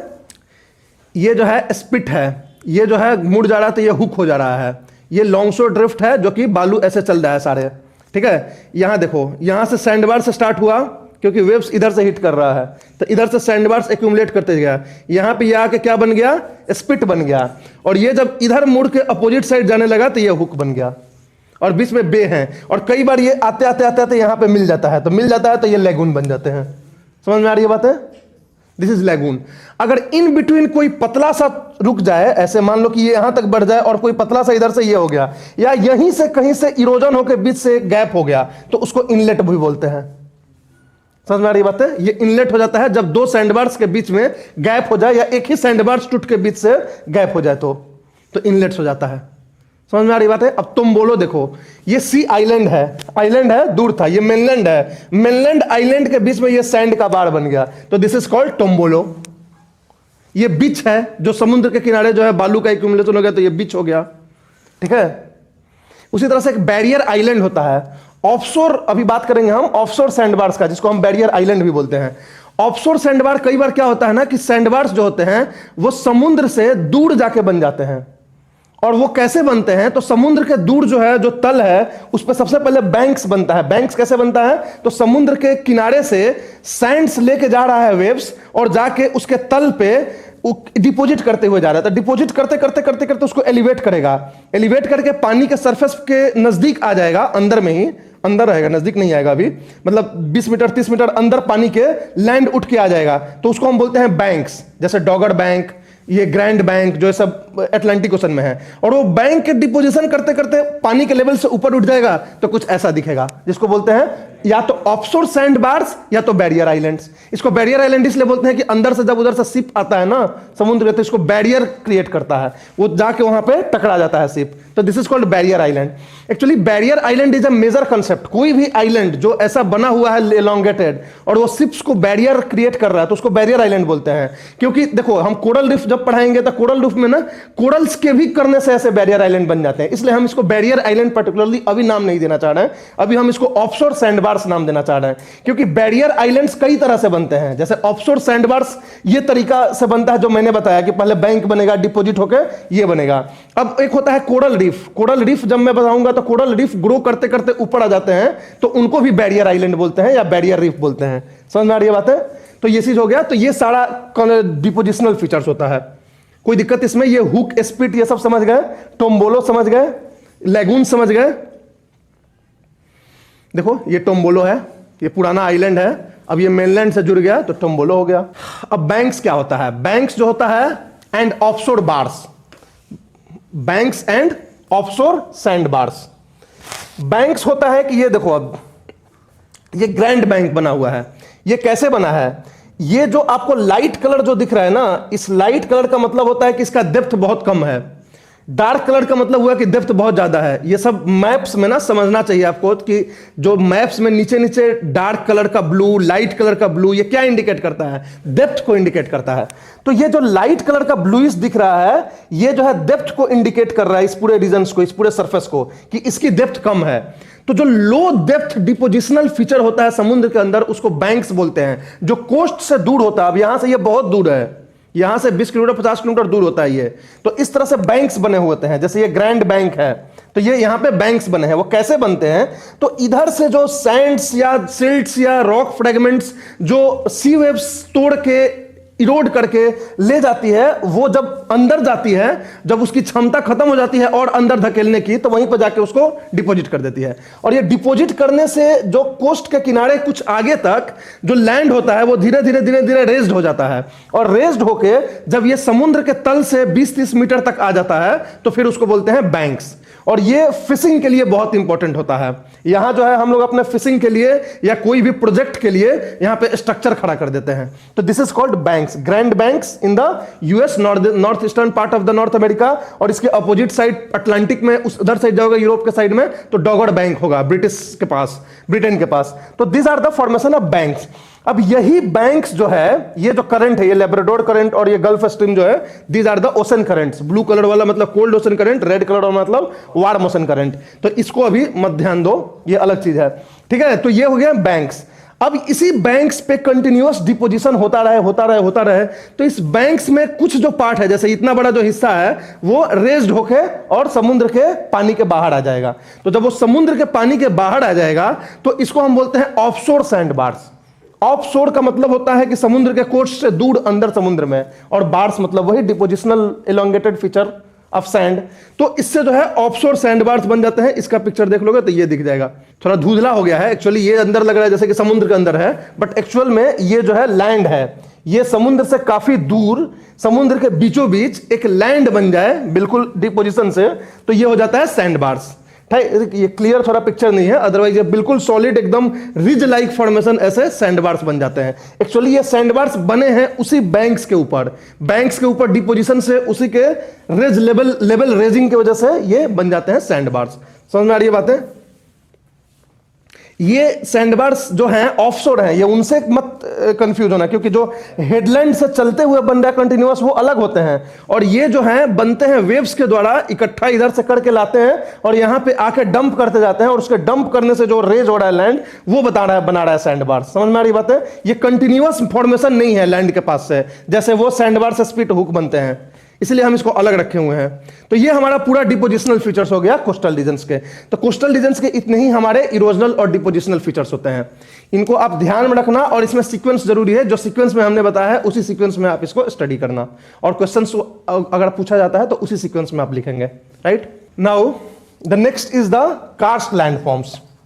अब हम कार्स्ट लैंडफॉर्म्स की बात करते हैं। कार्स्ट लैंडफॉर्म्स जो होता है, हमने एक जनरल आपको इंट्रोडक्शन दिया कार्स्ट लैंडफॉर्म्स के बारे में, कौन कौन से कंपोनेंट्स हमको इसमें देखना है। तो सबसे पहले इसके बारे में एक जनरल इंट्रोडक्शन, जो हम थोड़ा बहुत अभी क्लास के शुरू में ही बात किए थे। उसके बाद हमें दूसरा इसमें टॉपिक देखना होगा कि कार्स्ट लैंडफॉर्म्स बनने के लिए कौन कौन से एसेंशियल कंडीशंस हैं। कार्स्ट लैंडफॉर्म्स हर जगह क्यों नहीं बन जा रहा है, क्यों किसी पर्टिकुलर जगह पे ही बना है। तो कार्स्ट लैंडफॉर्म्स के डेवलपमेंट के लिए कुछ पर्टिकुलर एसेंशियल कंडीशंस होते हैं, और ये एसेंशियल कंडीशंस आपको पता होना चाहिए कि जिस जगह पे ऐसा कंडीशन होगा उसी जगह पे कार्स्ट लैंडफॉर्म्स बनेगा, हर जगह नहीं बनेगा। मैकेनिज्म्स ऑफ और प्रोसेसेस हम देखेंगे कि कार्स्ट लैंडफॉर्म्स में कौन सा मैकेनिज्म होता है, कौन सा प्रोसेस होता है जिससे कि कार्स्ट लैंडफॉर्म्स बनता है। फिर हम देखेंगे इरोजनल फीचर्स और डिपोजिशनल फीचर्स, कि कार्स्ट लैंडफॉर्म्स में इरोजन की वजह से कैसे फीचर्स बनते हैं और डिपोजिशन की वजह से कैसे फीचर्स बनेंगे। तो this is the format of our study about the karst landforms. तो सबसे पहले हम इंट्रोडक्शन की बात कर ले थोड़ा डिटेल में। कार्स्ट लैंडफॉर्म में सबसे पहला आपको पता होना चाहिए कि it is because of underground water mainly. वैसे तो उसमें सरफेस वाटर का भी रोल होता है, लेकिन अंडरग्राउंड वाटर इसको मेनली इसलिए बोलते हैं कि अंदर में एक गुफा बनता है जमीन के अंदर में, वो जनरली अंडरग्राउंड वाटर के वजह से बनता है। और ये जो सरफेस वाटर होता है ये ही जाके नीचे जाके अंडरग्राउंड वाटर हो जाता है। तो karst landform is mostly formed by the underground water. अब ये जो होता है कि इसमें जो है रनिंग वाटर का उतना ज्यादा सिग्निफिकेंस नहीं होता है, राइट। इसलिए नहीं होता है, सॉरी, जो अंडरग्राउंड वाटर होता है उसका जो है इंपैक्ट उतना ज्यादा नहीं होता है जितना रनिंग वाटर का होता है। इसका कारण यह है कि जो सरफेस पे जो वाटर चलता है रिवर्स, वो काफी तेजी से चलती है, और जो अंडरग्राउंड हमारा वाटर होता है वो धीरे धीरे धीरे धीरे धीरे धीरे चलता है। तो इनका फिजिकल इंपैक्ट रॉक्स पे ज्यादा नहीं होता है जैसे कि सरफेस पे होता है। इनका ज्यादातर जो इंपैक्ट होता है वो केमिकल इंपैक्ट होता है, क्योंकि ये वाटर धीरे धीरे जो रॉक्स के पास चल रहे हैं अंदर में जमीन के अंदर, तो उस रॉक्स के साथ ये केमिकल रिएक्शन कर रहे हैं, और उस केमिकल रिएक्शन की वजह से डिसोल्यूशन या सॉल्यूशन, इसकी वजह से वहां पे एक अंदर सा केव सा कैविटी सा बना देते हैं। तो which is called actually karst landforms. अब हम इसमें आपको हम बात करते हैं कि जैसे जनरली होता क्या है। जनरली अगर हम इस रॉक्स की बात करते हैं, दो तरह का रॉक्स, ये एक सपोज मान लो आपका ग्रेनाइट रॉक्स है या सेडिमेंट्री रॉक्स है। लैंड है और एक है हमारा limestone rocks. Limestone rocks, limestone rocks generally ऐसे जॉइंट्स फॉर्म्स में दिखाए जाते हैं क्योंकि ऐसे ही लाइमस्टोन रॉक्स होते हैं। ये लाइमस्टोन रॉक्स का फॉर्मेशन है, कहीं पे भी देखोगे कार्स्ट टोपोग्राफी में ना इस तरह के रॉक्स दिखाए जाते हैं। ठीक, इधर से वो बारिश होती है, नदियां चलती हैं, यहां भी बारिश होती है, यहां भी नदियां चलती हैं। ठीक है, यहां क्या होता है कि धीरे धीरे धीरे धीरे धीरे धीरे धीरे धीरे पानी जो है एक्यूमुलेट होके यहां ग्राउंड वाटर का एक लेवल बनता है और ये ग्राउंड वाटर धीरे धीरे धीरे धीरे चलते रहता है। हम इसी में पाइप डाल के पानी निकाल लेते हैं पीने के लिए, जिसको हम ग्राउंड वाटर बोलते हैं, राइट। तो this is the ground water formation in the sedimentary और कौन सा रॉक्स, इग्नियस रॉक्स, इस तरह के रॉक्स में। अब एक पार्टिकुलर काइंड ऑफ रॉक होता है लाइमस्टोन। लाइमस्टोन के केस में क्या होता है कि ये पानी जब सरफेस पे चलता है तो धीरे धीरे इसको डिसॉल्व करने लगता है, इट स्टार्ट्स डिसॉल्विंग इट। यहां ये डिसॉल्व नहीं कर पाता है पानी और यहां डिसॉल्व करने लगता है, और कभी जॉइंट्स के पास ज्यादा डिसॉल्व कर दिया तो ये सरफेस पे जो पानी चल रहा है नदी के रूप में वो अंदर चला जाता है डिसॉल्व करके, और अंदर जाके एक डीप कैविटी बना देता है। क्योंकि इतना जो कैविटी होता है, यहां पे कोई कैविटी डीप नहीं बनाई जाती है क्योंकि कोई केमिकल रिएक्शन नहीं हो रहा है और फिजिकल इंपैक्ट इस पानी के अंदर हो नहीं रहा है क्योंकि ये धीरे चल रही है। लेकिन यहां क्या हो रहा है कि फिजिकल इंपैक्ट तो नहीं हो रहा है, लेकिन केमिकल इंपैक्ट की वजह से इतने दूर के रीजन को ये डिसॉल्व कर ले रहा है पानी खुद में, और यहां पे एक अलग तरह का गुफा की तरह बन जा रहा है जिसमें अनेकों फीचर्स ऐसे ऐसे बने हुए होते हैं। तो कार्स्ट टोपोग्राफी देखोगे तो इसके अंदर, जमीन के अंदर एक गुफा बन जाती है और उस गुफा में कई तरह के डिपोजिशनल फीचर्स दिखते हैं। तो this is the actual picture of the karst topography. समझ में आ रही है बातें? तो इसलिए यहां पे लाइमस्टोन का होना बहुत जरूरी होता है क्योंकि ये जो डिसॉल्व होके अंदर पानी जा रहा है बहुत सारा, वो लाइमस्टोन के डिसॉल्व होने की वजह से जा रहा है, और लाइमस्टोन है इसीलिए ये केमिकल रिएक्शन हो रहा है, और उसी केमिकल रिएक्शन की वजह से ये केव और कैविटी बन जा रहा है, और यहां पे ऐसा कुछ नहीं बन रहा है। समझ में आ रही बात है? तो ये डिफरेंस है बाकी लैंडफॉर्म्स के केस में और कार्स्ट के केस में। कार्स्ट के केस में अंडरग्राउंड वाटर इतना इंपॉर्टेंट क्यों हो जाता है हमारे लिए? क्योंकि अंडरग्राउंड वाटर जो है यहां पे केमिकल डिसोल्यूशन कर देता है रॉक्स का, यहां पे नहीं कर पाता है, और फिजिकल इंपैक्ट तो दोनों में से कहीं नहीं हो रहा है क्योंकि अंडरग्राउंड वाटर जो है धीरे धीरे चलता है, तो कोई फिजिकल इंपैक्ट तो होगा नहीं, रॉक्स को तोड़ेगा नहीं टकरा के, जो ऊपर में नदियां करती हैं, क्योंकि नदी जैसा तेज चलता नहीं है। लेकिन केमिकल इंपैक्ट यहां हो जा रहा है because of the nature of the rock, calcium carbonate. तो इसीलिए जब भी हम अंडरग्राउंड वाटर की बात करते हैं तो हमेशा हम लाइमस्टोन रॉक्स में चले जाते हैं कि जहां लाइमस्टोन रॉक्स होगा वहां अंडरग्राउंड वाटर फीचर्स बनेंगे, जनरल जगह पे नहीं बनेगा। जहां पे बाकी नॉर्मल रॉक्स होंगे वहां नहीं बनेंगे क्योंकि ये रॉक्स इजीली डिसॉल्व नहीं होते हैं वाटर में। तो डिसॉल्व नहीं होंगे तो वो ऐसे के तैसे पड़े रहेंगे जैसे हैं, लेकिन यहां डिसॉल्व हो जाएंगे तो ये हॉलो स्पेस अंदर में बन जाएगा, और वो हॉलो स्पेस की वजह से गुफा बन जाएगा अंदर में एक तरह का, और उस गुफा में जो है ग्राउंड वाटर चलने लगेगा और कहीं से बाहर निकलेगा जहां से वो लाइमस्टोन खत्म हो रहा है। अब ये पिक्चर देख लो, आपको समझ में आ जाएगा। ये देखो, this is something like limestone rock features.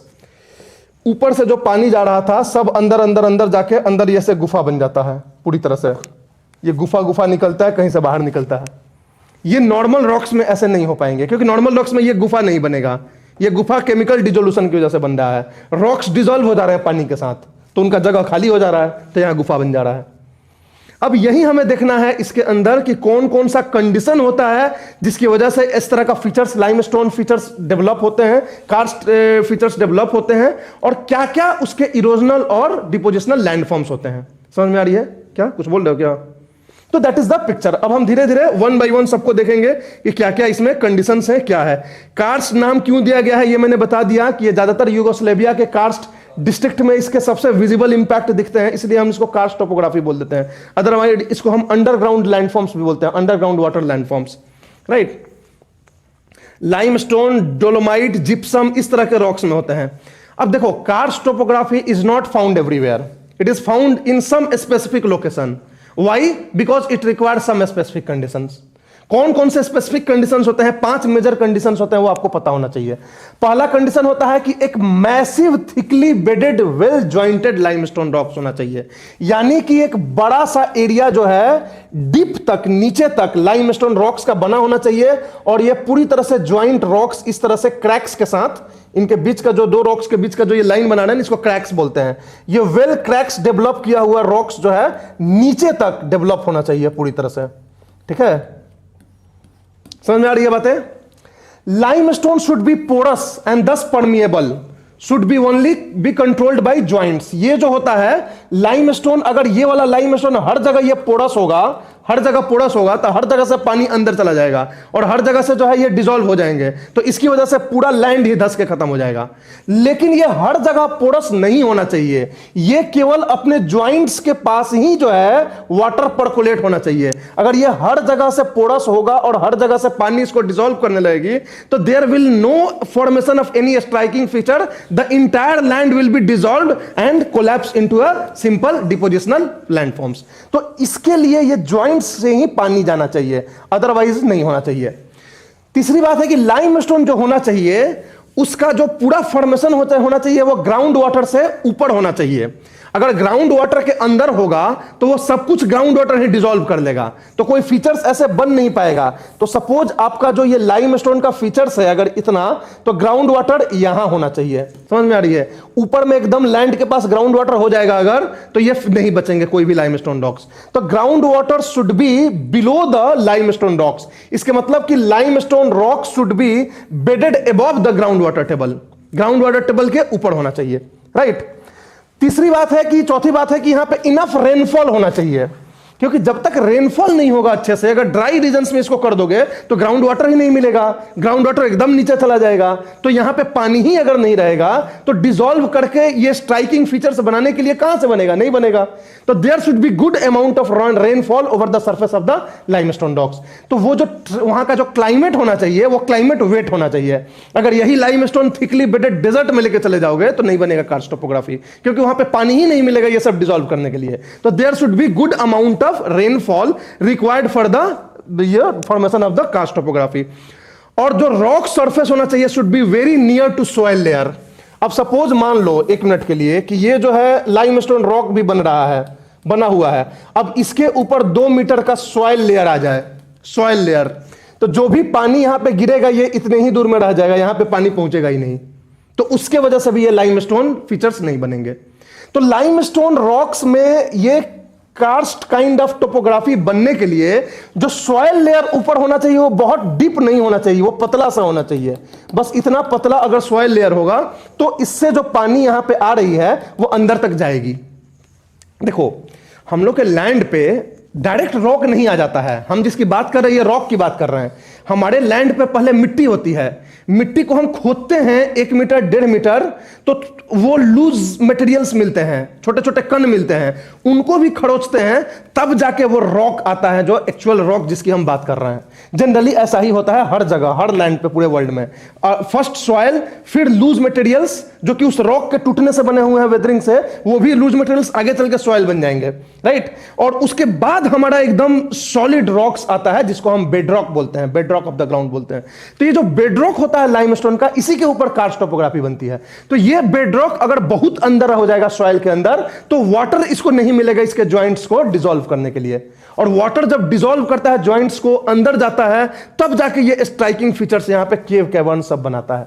समझ में आ रही है बातें?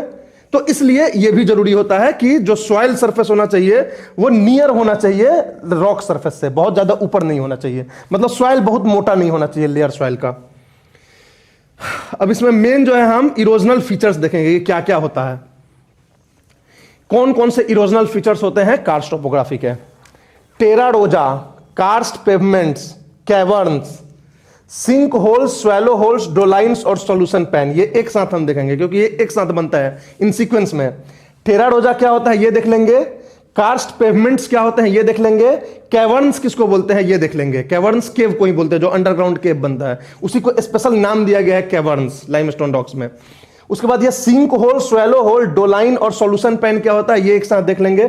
कार्स्ट लेक, कार्स्ट विंडो होता है, उवाला और पोलजे देख लेंगे। इनफैक्ट इनके बाद ही हम इसको उवाला और पोलजे को हम पढ़ लेंगे कि उवाला पोलजे कैसे बनता है, और लास्ट में blind valley and dry valley देख लेंगे। तो ये सारे एक सीक्वेंस में बनेंगे, सॉल्यूशन पेन, ये सारी चीजें, और उवाला और पोलजे भी बन जाएगा उसी समय।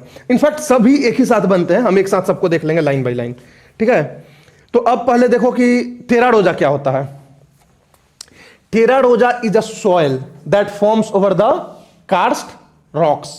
ये जो आपका लाइमस्टोन का जो रॉक्स होता है, देखो इनिशियली तो सब कुछ पूरा लैंड जो है वो तो क्या था, रॉक ही था, सॉइल तो बाद में बना इस रॉक के थ्रू, ठीक है।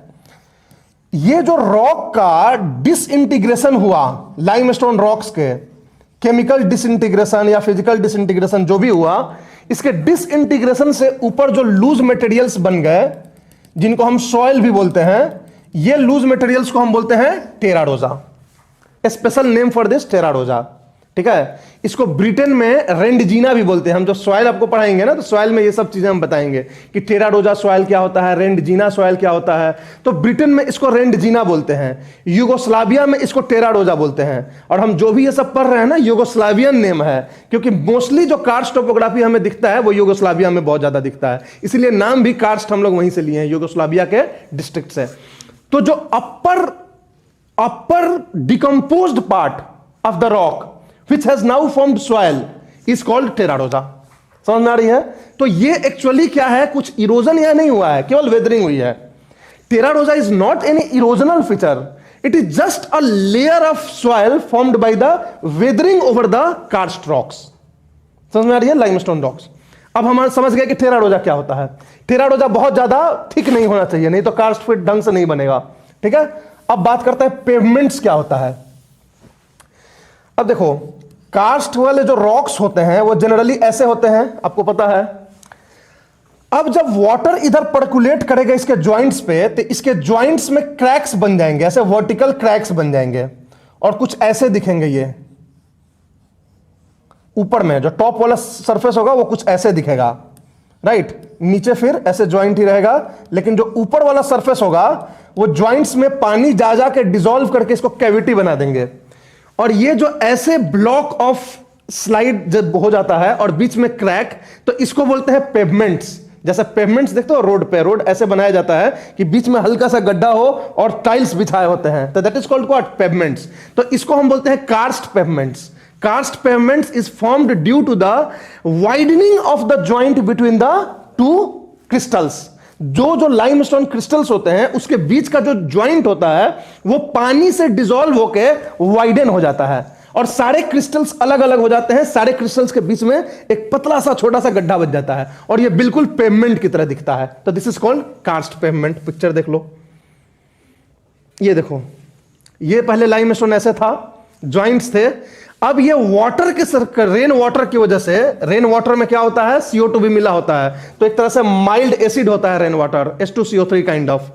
अब ये वाटर और साथ में कार्बन डाइऑक्साइड दोनों मिलके ये जो इसके क्रैक्स हैं जो पहले पूरे जुड़े हुए थे, इनमें ये कैविटी बना देते हैं, ये कैविटी बना देते हैं। और ये कैविटी बनाने की वजह से पूरा जो लैंड सरफेस है एक पेवमेंट की तरह दिखता है, जैसे कि बाहर से लाके और रॉक्स को ऐसे सेट किया गया है, इस तरह से लगता है जैसे हम लोग रोड पे पेवमेंट्स बनाते हैं कहीं पे।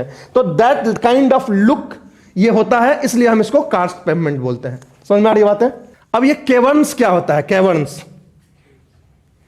केवर्न्स का मतलब होता है केव्स। केव्स को ही लाइमस्टोन रीजन में, यूगोस्लाविया में केवर्न्स बोलते हैं। Caverns actually a special type of cave होता है जो अंडरग्राउंड होता है। तो underground caves are called caverns. यहां केवर्न्स बहुत ज्यादा बनते हैं। वो कैसे बनते हैं, अब ये पिक्चर देखो, ये हो गया अंडरग्राउंड, ऊपर से ग्राउंड है पूरा।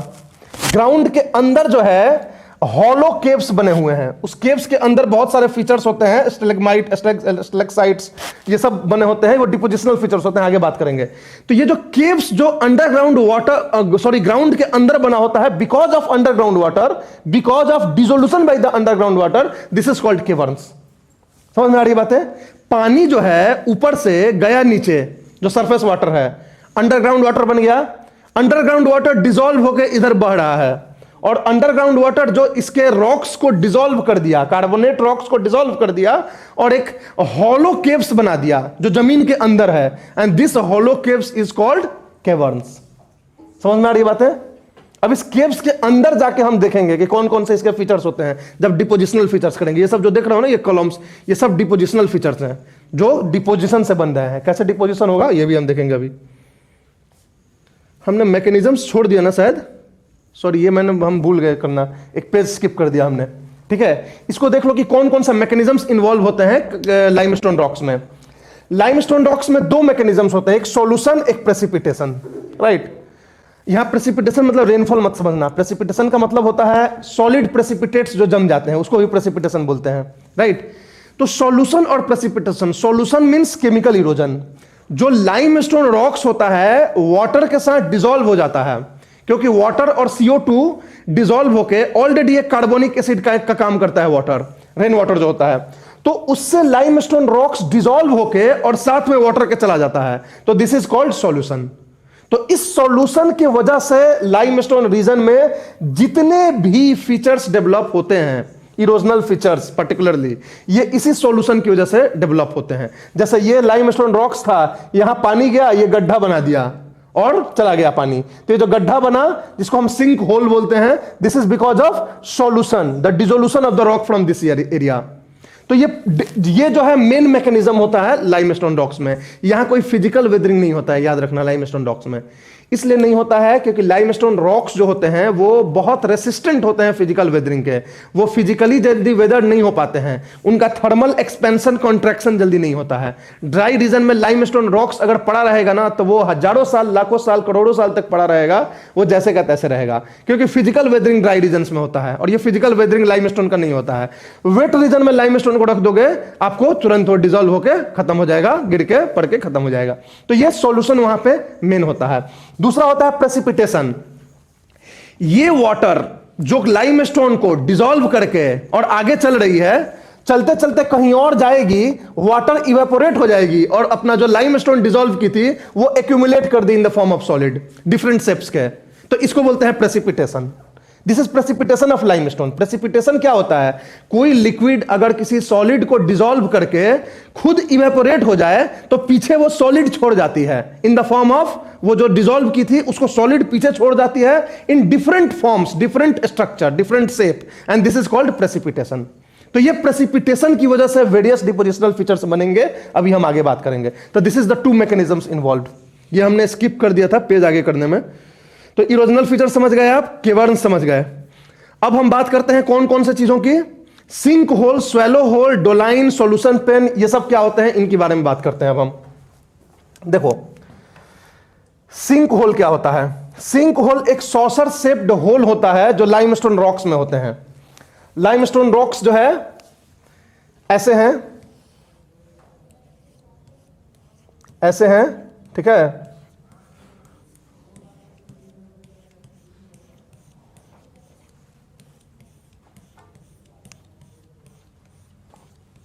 अब देखो पानी ऊपर से तो बारिश हो रही है, बारिश हो रही है तो कभी इस कैवर्न्स में जो क्रैक की अभी बात कर रहे थे जिससे पेवमेंट्स बन रहे थे, वही क्रैक डीप हो जाए एकदम, पूरा अंदर अंदर तक चला जाए डीप, राइट।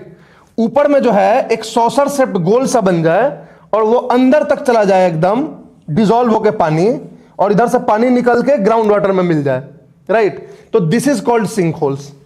सिंक होल्स जो होता है लाइमस्टोन रॉक्स के सरफेस पे होता है, जो पानी के डिसोल्यूशन की वजह से अंदर गड्ढा बन जाता है, और वो गड्ढा जो बनता है वो सॉसर शेप्ड का बनता है। सॉसर शेप्ड ऐसे शेप्स को बोलते हैं, जो नीचे पूरा जो है ये होता है, पतला होता है, और ऊपर में ब्रॉड ऐसे बनता है। This is called saucer shaped. तो इस शेप का एक गड्ढा बन जाता है लाइमस्टोन रॉक्स पे along this cracks, this is called sink holes. समझ में आ रही बातें? अब स्वैलो होल्स क्या होता है? ये सिंक होल्स जो है कई सारे बन जाते हैं, एक यहां बन गया, यहां बन गया, एक यहां बन गया।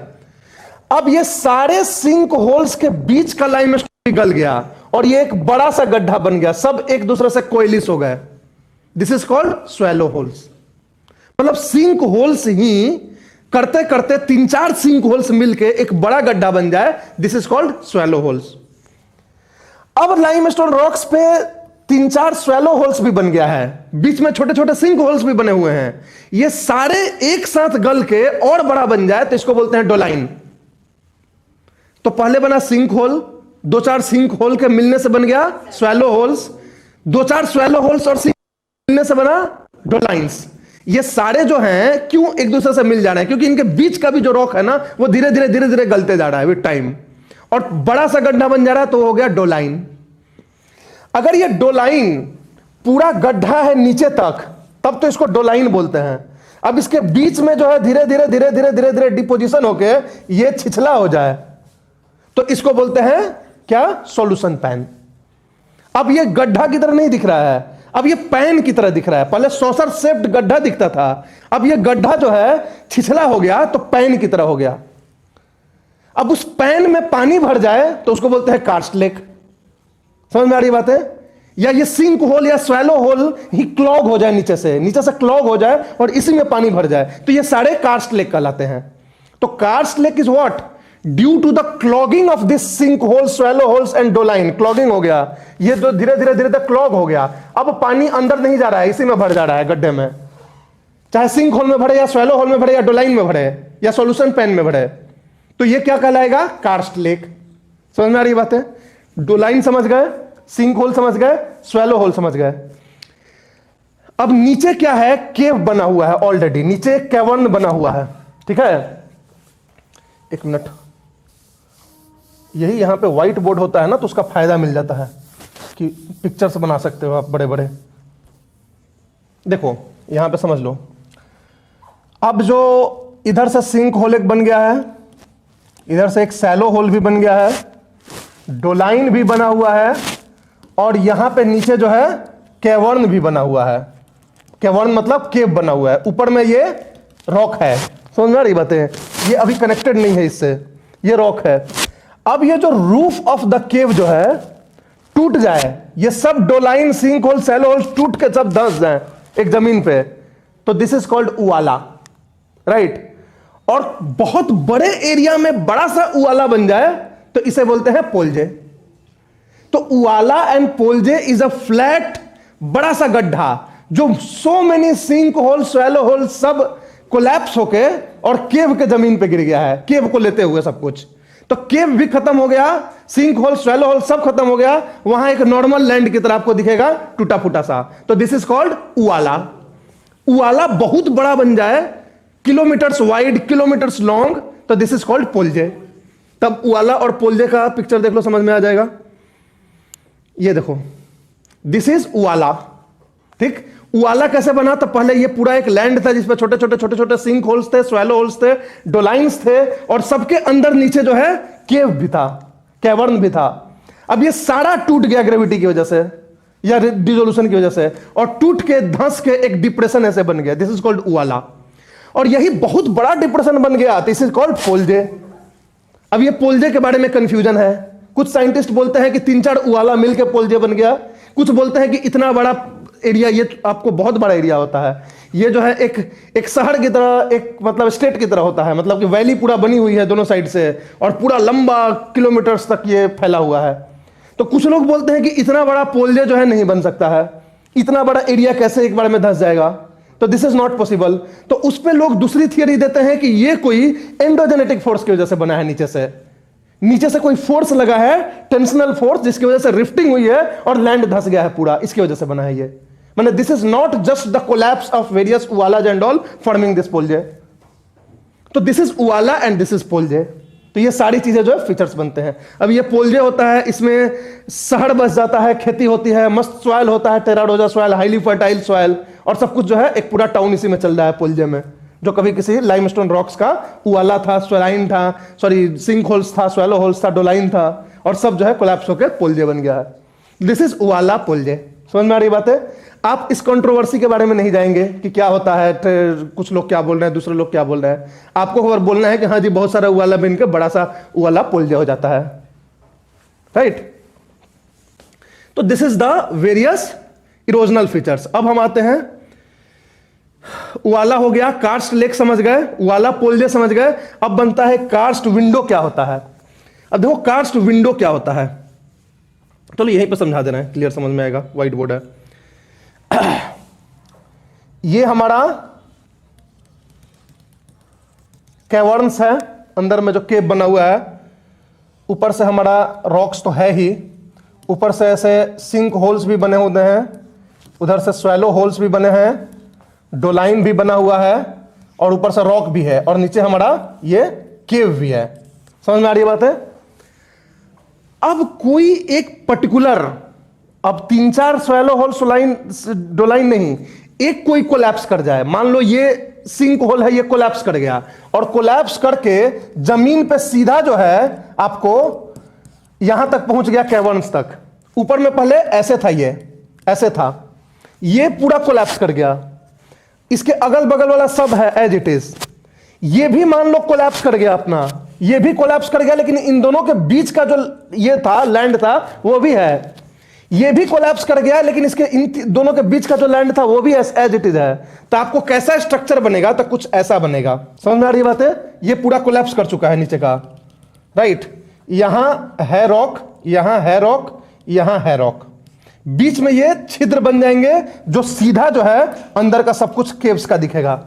आप इधर आओगे, नीचे झांकोगे, दिखेगा नीचे केवर्न्स, इसको जंप करोगे, इस पे चलोगे, फिर ये नीचे झांकोगे, दिखेगा केवर्न्स, फिर इसको जंप करो, इस पे जाओ, नीचे झांकोगे, तो ये विंडो की तरह दिखता है। ऐसा लग रहा है जैसे कि खिड़की से हम नीचे देख रहे हैं कि नीचे पानी बह रहा है, नीचे केवर्न्स है, जमीन में ही। समझ में आ रही बात है? ये पूरा अगर ये भी कोलैप्स कर जाता तो क्या बन जाता? उवाला। समझ में आ रही बात है? लेकिन ये बीच का ये कोलैप्स नहीं किया है, तो ये बन गया कार्स्ट विंडो। अगर ये इनका अपना नीचे भी कोलैप्स नहीं होता तो ये बिल्कुल सिंक होल, स्वैलो होल की तरह होते, डोलाइन की तरह होते, नीचे का नहीं दिखता कैवर्न्स का। जब नीचे कैवर्न्स दिखने लगे स्वैलो होल, सिंक होल से, तो इसको बोलते हैं व्हाट? Karst window. तो कार्स्ट विंडो समझ गया क्या होता है? अब हमारे पास बचा क्या? ब्लाइंड वैली और ड्राई वैली क्या होता है, यहीं पे समझा देते हैं इसको भी। समझ में आ रही है ना बातें? अब देखो, सपोज ये हमारा लाइमस्टोन रॉक्स है, ये हमारा लाइमस्टोन रॉक्स है, वेल ज्वाइंट, सब कुछ बढ़िया से फर्स्ट क्लास, अभी कोई इस पे ये नहीं हुआ है। समझ में आ रही है बातें? सिंक होल, स्वैलो होल सभी बना नहीं है बिल्कुल। यहां से एक नदी जा रही है, राइट? ये नदी जा रही है, जा रही है, जा रही है, जा रही है, जा रही है, चलती हुई चली गई। जनरली ऐसा होगा। लेकिन ये नदी जब जाएगी तो जहां इस क्रैक के पास जाएगी, वो हमेशा कोशिश करेगी कि इसको जो है हम इरोड करें, डिसॉल्व करके लेके जाएं। इनफैक्ट हर जगह डिसॉल्व करेगी, लेकिन यहां ऑलरेडी क्रैक्स हैं, तो यहां डिसॉल्व होकर गड्ढा बनने के चांसेस ज्यादा हैं, ज्यादा चांसेस है गड्ढा बनने के। एक टाइम ऐसा आएगा इस रिवर के लिए कि गड्ढा करके यहां पे एक गड्ढा पूरा बना के और इसी में चली जाएगी अंदर, और अंदर जाके जो ग्राउंड वाटर जो केव है उसमें जाके मिल जाएगी, राइट? तो ऐसे रिवर वैलीज को हम बोलते हैं ब्लाइंड वैली।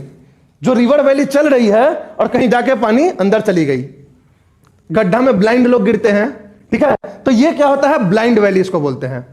अब पहले ये नदी जो है यहां तक जाती थी, उस नदी का वैली अभी भी बना हुआ है, क्योंकि नदी पहले आगे तक चलती थी, लेकिन ये नदी ब्लाइंड होकर चली गई अंदर, और इसके आगे का जो कोर्स था, वैली था, वो ड्राई हो गया, क्योंकि अब इधर से तो पानी ही नहीं जा रहा है। तो this is called dry valley. तो दिस इज ब्लाइंड वैली। तो blind valley is those river valleys that dipped into a hole to join the underground water, that terminated its flow. उस अपने फ्लो को वहीं पर टर्मिनेट करके अंदर गड्ढे में जाके अंडरग्राउंड वाटर के साथ मिलकर चली गई। तो this is called blind valley. और उस ब्लाइंड वैली का आगे का कोर्स, जो पहले उस रिवर का कोर्स था, पहले पानी वहां तक जाती थी, that became dry because it is not getting water from this river now. तो this dry valley is called dry valley, karst dry valley. समझ में आ रही बात है? तो this is blind valley and dry valley. Clear रहेगा? कोई दिक्कत? ठीक है। तो ये हमारा पूरा इरोजनल फीचर्स था कार्स्ट का। अब बात करते हैं हम डिपोजिशनल फीचर्स के कार्स्ट का। पिक्चर देख लो, ये देखो, ये ब्लाइंड वैली है, आगे से आ रही है, आ रही है, आ रही है, आ रही है, इसमें चली गई अंदर, ब्लाइंड वैली हो गया। ये इसमें शो नहीं हुआ है, ये आगे तक पहले चलती थी, राइट? लेकिन अब आगे तक वाला जो इसका कोर्स है वो ड्राई हो जाएगा अब, तो उसको ड्राई वैली बोल देंगे। समझ में आ रही है बातें? तो ये सिंक कर जाता है, स्ट्रीम्स जब सिंक कर जाती है अंदर में ना, तो ब्लाइंड वैली होती है। इसको केवल यहाँ ब्लाइंड वैली दिखाना है, ड्राई वैली नहीं दिखाना है, इसलिए इसने यहीं तक दिखाया है। समझ में आ रही बात है? तो this is what blind valley and dry valley. अब हम बात करते हैं, ये कार्स्ट विंडो हो गया। देखो, कार्स्ट विंडो ऐसे दिखता है, जमीन से जाओगे अंदर दिखेगा, इसको कूद के जाओगे, आगे जाओगे फिर अंदर दिखेगा। तो ये विंडोज बन जाते हैं उसके ऊपर, due to the collapse of individual sink hole, swallow holes. सब नहीं, सब कोलैप्स करेगा तो क्या बन जाएगा? वाला। अब डिपोजिशनल फीचर्स आ जाओ। डिपोजिशनल फीचर्स इसके क्या होते हैं? सिंपल से होते हैं, बहुत कॉम्प्लिकेटेड नहीं होते हैं। जितने भी इसके डिपोजिशनल फीचर्स होते हैं सब जाके उस केव में बनते हैं, कैवर्न्स में बनेंगे। तो केव में अंदर जाओगे ना तो बहुत सारे अजीबो गरीब जो है फीचर्स आपको दिखेगा।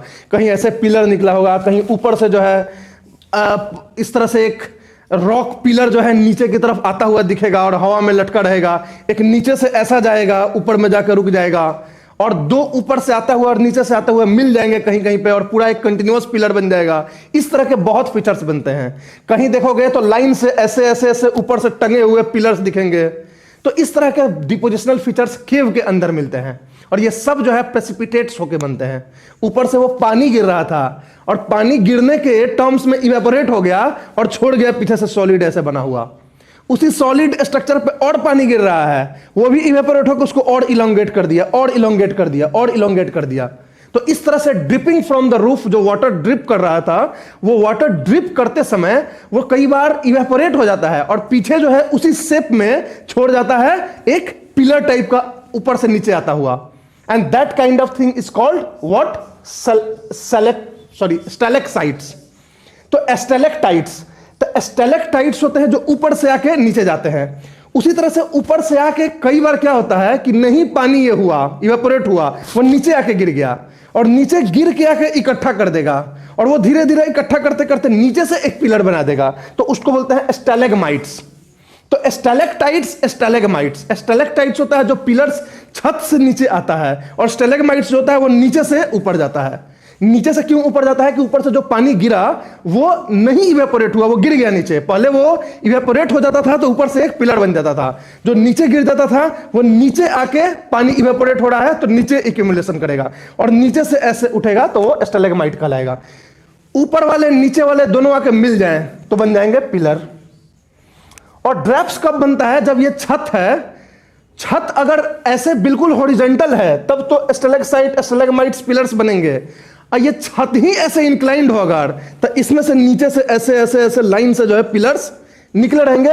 सो many stalactites will be hanging from an inclined roof, will look like a drapes और कर्टेन। पर्दे की तरह लगेगा कि ऐसे इंक्लाइंड है, इसमें से नीचे से ऐसे बहुत सारे स्टैलेक्साइट्स छोटे छोटे पतले पतले पतले पतले से ऐसे बने हुए हैं। आपको उस साइड नहीं दिखेगा, इतने झंखार होंगे वो। तो इसको बोलते हैं कर्टेन और ड्रैप्स बोलते हैं। तो ये चारों जो हैं ये फीचर्स होते हैं किस चीज के? कार्स्ट रीजन्स के। पिक्चर देख लो, आपको समझ में आ जाएगा। ये देखो, दिस इज व्हाट? स्टैलेक्साइट। समझ में आ रही बात है? This is what? Stalagmite. Stalactite, stalagmite ऊपर से गिर गया, गिर के एक्यूमुलेट होता गया, पानी इवेपोरेट हो जा रहा है, ये एक्यूमुलेट हो जा रहा है। यहां से भी गिरते गिरते क्या हुआ?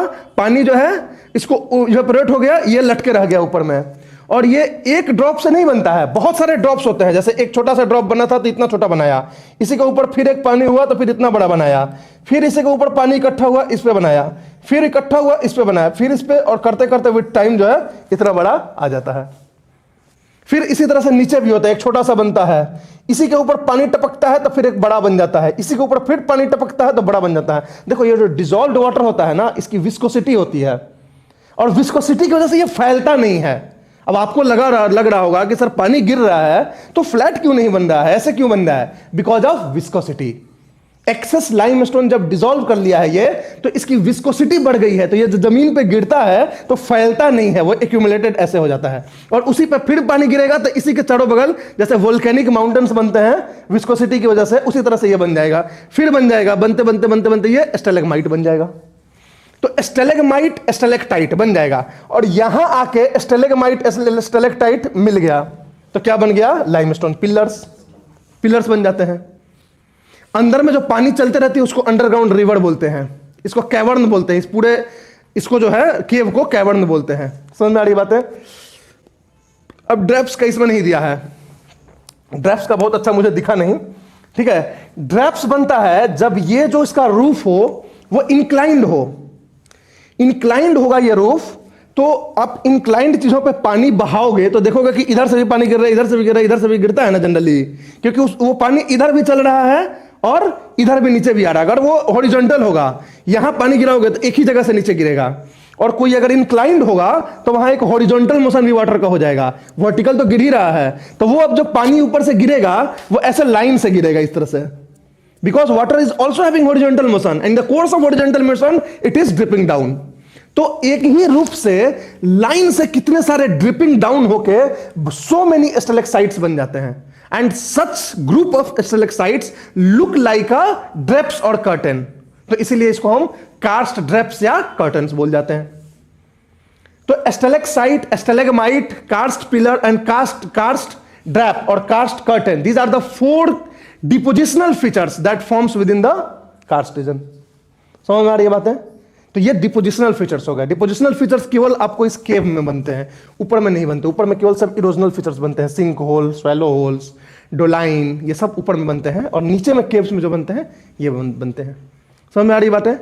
तो it was all about the what, coastal landforms and karst landforms. तो आपका रिवर लैंडफॉर्म्स हो गया, ग्लेशियल लैंडफॉर्म्स हो गया, आपका एओलियन लैंडफॉर्म्स हो गया, आपका कोस्टल लैंडफॉर्म्स हो गया, और कार्स्ट लैंडफॉर्म्स हो गया. 5 ओवर हो गए. तो this is the entire story of the geomorphology. Geomorphology हम खत्म हो गया हमारा पूरा. हमने एंडोजेनेटिक फोर्सेस देख लिया, एक्सोजेनेटिक फोर्सेस भी देख लिया. एंडोजेनेटिक फोर्स में देखा हमने माउंटेन बिल्डिंग, ये सारी चीजें. एक्सोजेनेटिक फोर्स में हमने देख लिया कि कैसे डिफॉर्मेशंस हो रहे हैं चीजों का, कैसे अलग अलग फीचर्स बन रहे हैं डिफॉर्म होके. अब आपके लिए एक क्वेश्चन है, आप इस क्वेश्चन को करना, कोशिश करना. नहीं कर पाओगे तो फिर हम इसको एक दिन डिस्कस करेंगे. Explain the different types of mountains. Explain the different types of mountains. Explain the different types of mountains.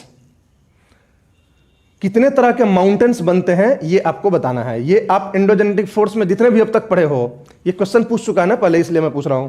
Different types of mountains क्या होते हैं?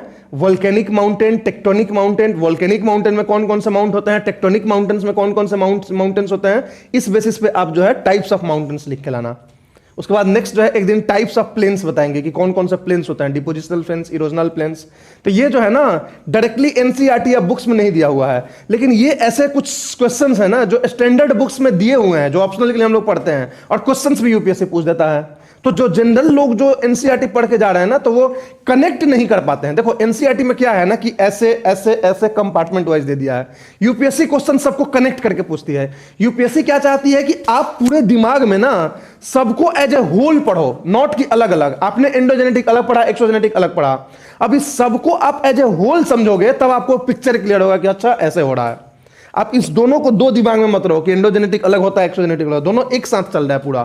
तो हर चीज जो ना एक होलिस्टिक वे में करना. और आज पता है ना कि आप लोग को आज कल पेपर 1 का एग्जाम हुआ है मेंस का. उसमें एक क्वेश्चन आया था, आप देखना, geophysical characteristics of circum Pacific belt. There was a question, explain the geophysical characteristics of circum Pacific belt. अब ये वर्ड जो है जियोफिजिकल कैरेक्टरिस्टिक्स, इसमें क्या लिखना है ईच एंड एवरीथिंग मैं आपको बता चुका हूं क्लास में, और बहुत ही डिटेल में बता चुका हूं.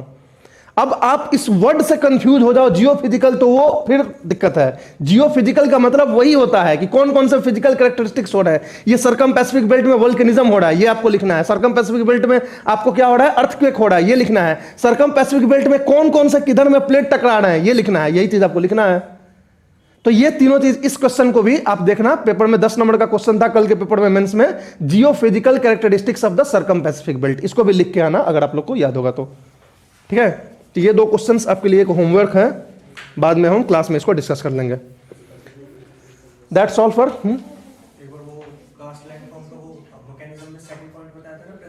प्रेसिपिटेट्स. हाँ, प्रेसिपिटेशन. देखो प्रेसिपिटेशन क्या होता है, मान लो कोई चीज है वो लिक्विड है, लिक्विड में सॉलिड डिसॉल्व है, सॉल्ट डिसॉल्व है, कैल्शियम कार्बोनेट डिसॉल्व है.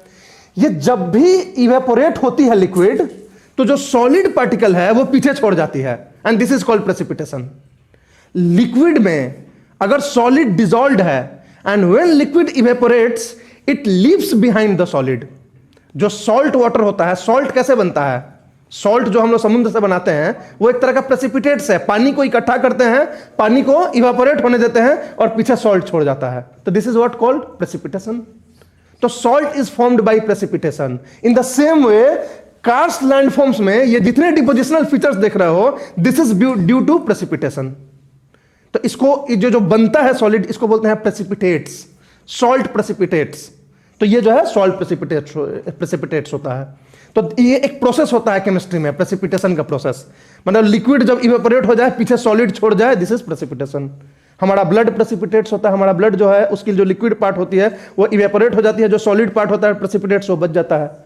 तो इस तरह से प्रेसिपिटेट्स होते हैं। प्रेसिपिटेट्स वो सारे लिक्विड्स का होता है जो बहुत सारे सॉलिड पार्टिकल्स डिसॉल्व किया है अपने अंदर, तो उसका प्रेसिपिटेट्स। जिसके अंदर सॉलिड पार्टिकल डिसॉल्व ने, प्योर वाटर हो H2O, that will not precipitate, वो वेपर बन जाएगा और कुछ नहीं बचेगा अंदर में।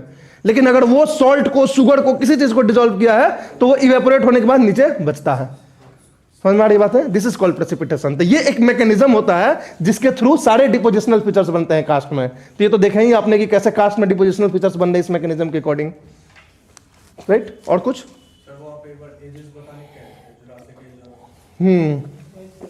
चलो जियोलॉजिकल टाइम स्केल इसको बोलते हैं। एक बार लाइन से है ना, नेक्स्ट क्लास में याद देना, जियोलॉजिकल टाइम स्केल हम एक्सप्लेन कर देंगे, कौन कौन सा जियोलॉजिकल टाइम स्केल होता है, पीरियड, एजेज, सब कुछ।